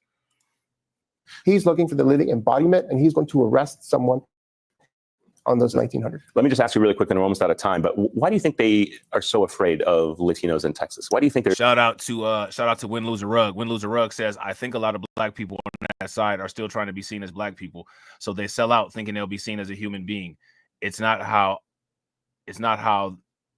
these people are wired, though. Yeah, I agree. So my thing is, I will be exactly... I will, when people see this is the whole issue of embracing villainy, right? When people just continue to say repeated stuff that's not true or act in a way that's not consistent with reality, I will give you that hallucination that you want to have. So you guys know you got people making videos and talking wild and sitting up here saying that I'm a Trump supporter and this, that, and the other when I don't mess with Trump or I don't mess with Kamala Harris. But like I've said, right, a lot of conservative policies make a little bit more sense for autonomy in my decision. So when it sounds like I agree with a lot of the stuff, it's because on the policy side, I do think that those things would be catalysts for more opportunities for autonomy, right? I've never hid that, never shied away from that, never tried to veil you guys and make you think that I'm telling you something that I'm not telling you, right? But if what you need is a lesson of if I was a Trump supporter, what it would look like, I'm going to give you that lesson. I'm going to give you that lesson in such a way where I'm going to be egregiously looking like I'm supporting Trump. My audience isn't going to do anything because they know exactly about your shenanigans, and you're going to really make a really bad situation because it don't matter to me who wins or who doesn't. So if you want to place me on Team Trump, first and foremost, my man TD Hip Hop Media is already a Trump supporter, and I'm already down to troll anybody all the way down to the white meat. So if that's what people want, we just might have to start firing up that Megatron channel more often. Do you guys think it's about time now in the election season to try to get that Megatron channel to about 100,000 subs and really start trolling YouTube? If you guys think that it is, give me a thumbs up and some flames in the chat. If you guys don't, then give me a thumbs down. There is such a concerted effort to go after this kind of like invisible boogeyman. Well, it's not invisible. There's 12.1 million Latinos in Texas. Latinos are 40% of the population. It's actually greater than the 12 million non-Hispanic whites that live in the state. And when you take into account Hispanics, African Americans, and Asians, that's 60% of the population. Texas is and has been a majority minority state for some time. This is their way to stay in power, not just to keep control of the state, but there are districts and 50-50 districts that are changing dramatically because of these demographics. Juan Peranio, thank you so much. It's a pleasure to speak to you, and we're going to certainly stay on top of this story in the weeks and months ahead. Please. Now, I think that this is an interesting thing, right? What this guy is talking about, because, shout out to X-Men Days of Future Past. You know what I'm saying? If Black People Days of Future Past was a comic book line, this is a future that I could see happening across a couple different states in the United States, especially based on how the population demographics are changing as a result of the migrant crisis. So now my question is, if Texas is a projection of what the future of the United States would possibly look like, my question for you all is, what does that America look like for you? Let me know with your final comments after the stream. All right. Shout out to everybody that came through, man. I appreciate each and every one of you. You know what I'm saying? We had a good stream. I'm probably going to do some more streams. I'm going to be cutting up some videos after this. Hopefully, eventually, I get to putting some clips on this channel. You know what I'm saying? If not, just, you know what I'm saying, watch the streams, watch them all the way through to the end. Y'all already know what to do. Always hit that box or the next video at the end. All right. Shout out to everybody that came through. Shout out to the green team. You know what I'm saying? I appreciate you guys. If you're not subscribed over on Rumble and you have a Rumble account, go over there and subscribe. I'm going to leave the link to the stream in the chat so that you can go over to Rumble and subscribe. If you're not, if you're subscribed over there and you comment and all of that stuff, or I see you on a notification, you know what I'm saying, the early people, y'all getting wrenches over there. You know what I'm saying? We're starting to have some more subscribers over there and people watching. So that's what's up. We're going to need some moderation over there. All right. Let me see. Hold on. There you go. All right. Bet. That's what's up. So I got a lot of stuff coming for y'all, man. I hope y'all enjoy it. All right. And as always, ladies and gentlemen,